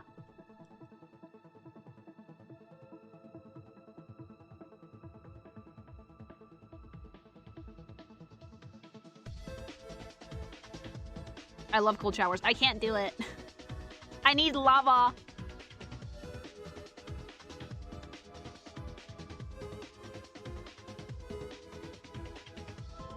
Fever's your body playing temperature chicken with the infection. As long as you're not getting into the danger range yourself, the infection should die first. Yeah, most infections can't survive high heat.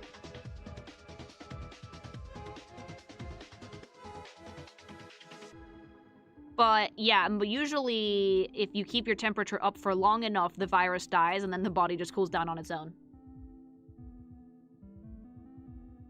Yeah, you're cooking yourself a little bit. It's like a light bake.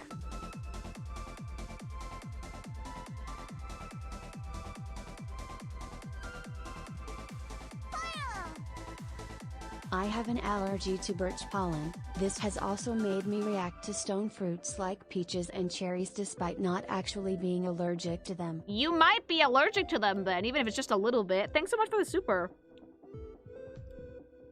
Outside of very rare circumstances, don't do shit like take antibiotics every time you get sick because some viruses and bacteria have begun building immunities. Viruses cannot be treated with antibiotics, but antibiotics are just for bacteria. And yes, do not use antibiotics unless specifically told to by a medical professional and take them exactly like how they say.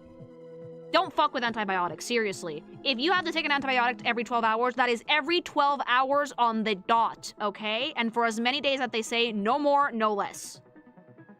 Do not fuck with antibiotics. That's like the one medication that like you should not fuck with. There's two types of meds you shouldn't fuck with: antibiotics and anything that has to do with psychiatry. Because it will fuck your brain up a little bit.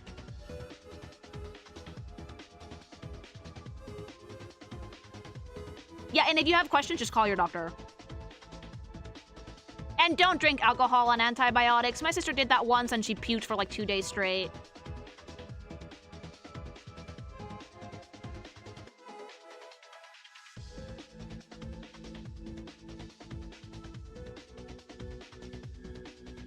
Oh goodness, yeah, she was on antibiotics on like her last day, and she took her antibiotic in the morning, and she started drinking before the effect of the antibiotics wore off, and she spent like a day puking, ER visit, IV, the works, you know, and then she got hepatitis because she was also drinking like detox teas at the same time. Don't fuck with your liver, you guys. So yeah, like don't fuck with your meds, don't fuck with your liver. Why would she do that? Listen, early 20s, my sister was not the brightest person. Jesus. Yeah, my sister has a storied history with hospitals, okay? My sis has been in and out. Like, it's really funny. I've only had surgery like twice in my life, and it's been very routine. But my sister has had a few ER visits, usually of her own making. I'm pretty responsible with my medication. I'm pretty responsible with sickness. But my sister is a whole different story. Brain dead moment, yeah. Isn't your sister technically a clone of you? Not quite. Will she be okay? Oh, yeah, she's fine. This was years ago. Hospitals seem dangerous. Like, there's a lot of sick people there all the time. That's why there's designated spaces where you can go visit people. And if you go to a hospital, wear a face mask. Did you also do something dumb in your younger years with drinking and going to the beach? Oh, yeah, but that was a whole different type of stupid. Was this before or after the spur of the moment move to Canada? No, that was my husband's sister. My sister-in-law is the one that decided to move to Canada with, like, fucking hopes and dreams. And she actually managed it, fun fact.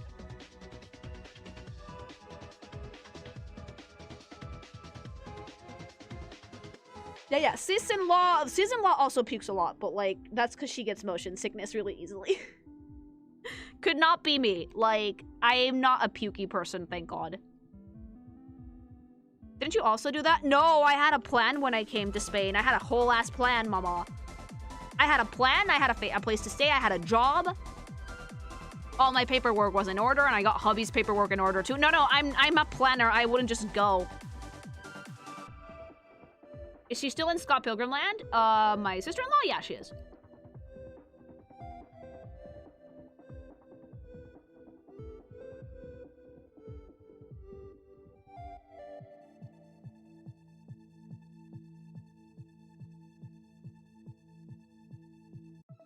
We, like, over-planned for Spain, okay? The first time we went to, like, apply for a visa, like, at the embassy. We made an appointment and everything. And hubby walked in, and then he walked out 10 minutes later, and he was like, they literally told me, oh, you guys are married? You're good to go then. Just fly over and do your paperwork in Spain. So then it was like, oh, that was a lot of stress for nothing.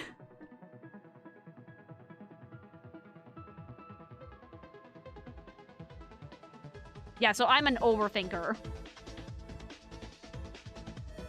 Music that's playing in the background is a song that I had made for a little game that I made for my 2.0 debut. What's Spain like anyway? Interesting. It's fun. It's chill. Very, very peaceful, especially where I'm at. But Spanish people are loud. And they're also kind of like, I love you, but lazy. At least where I'm at, because it's a smaller town, like stores close for like half the day.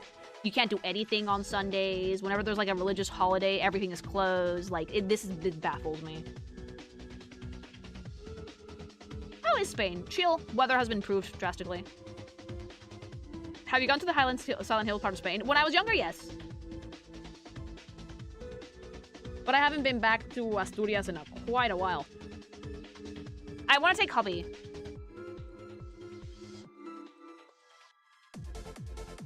If I ever get like a cabin in the woods, I want it to be there.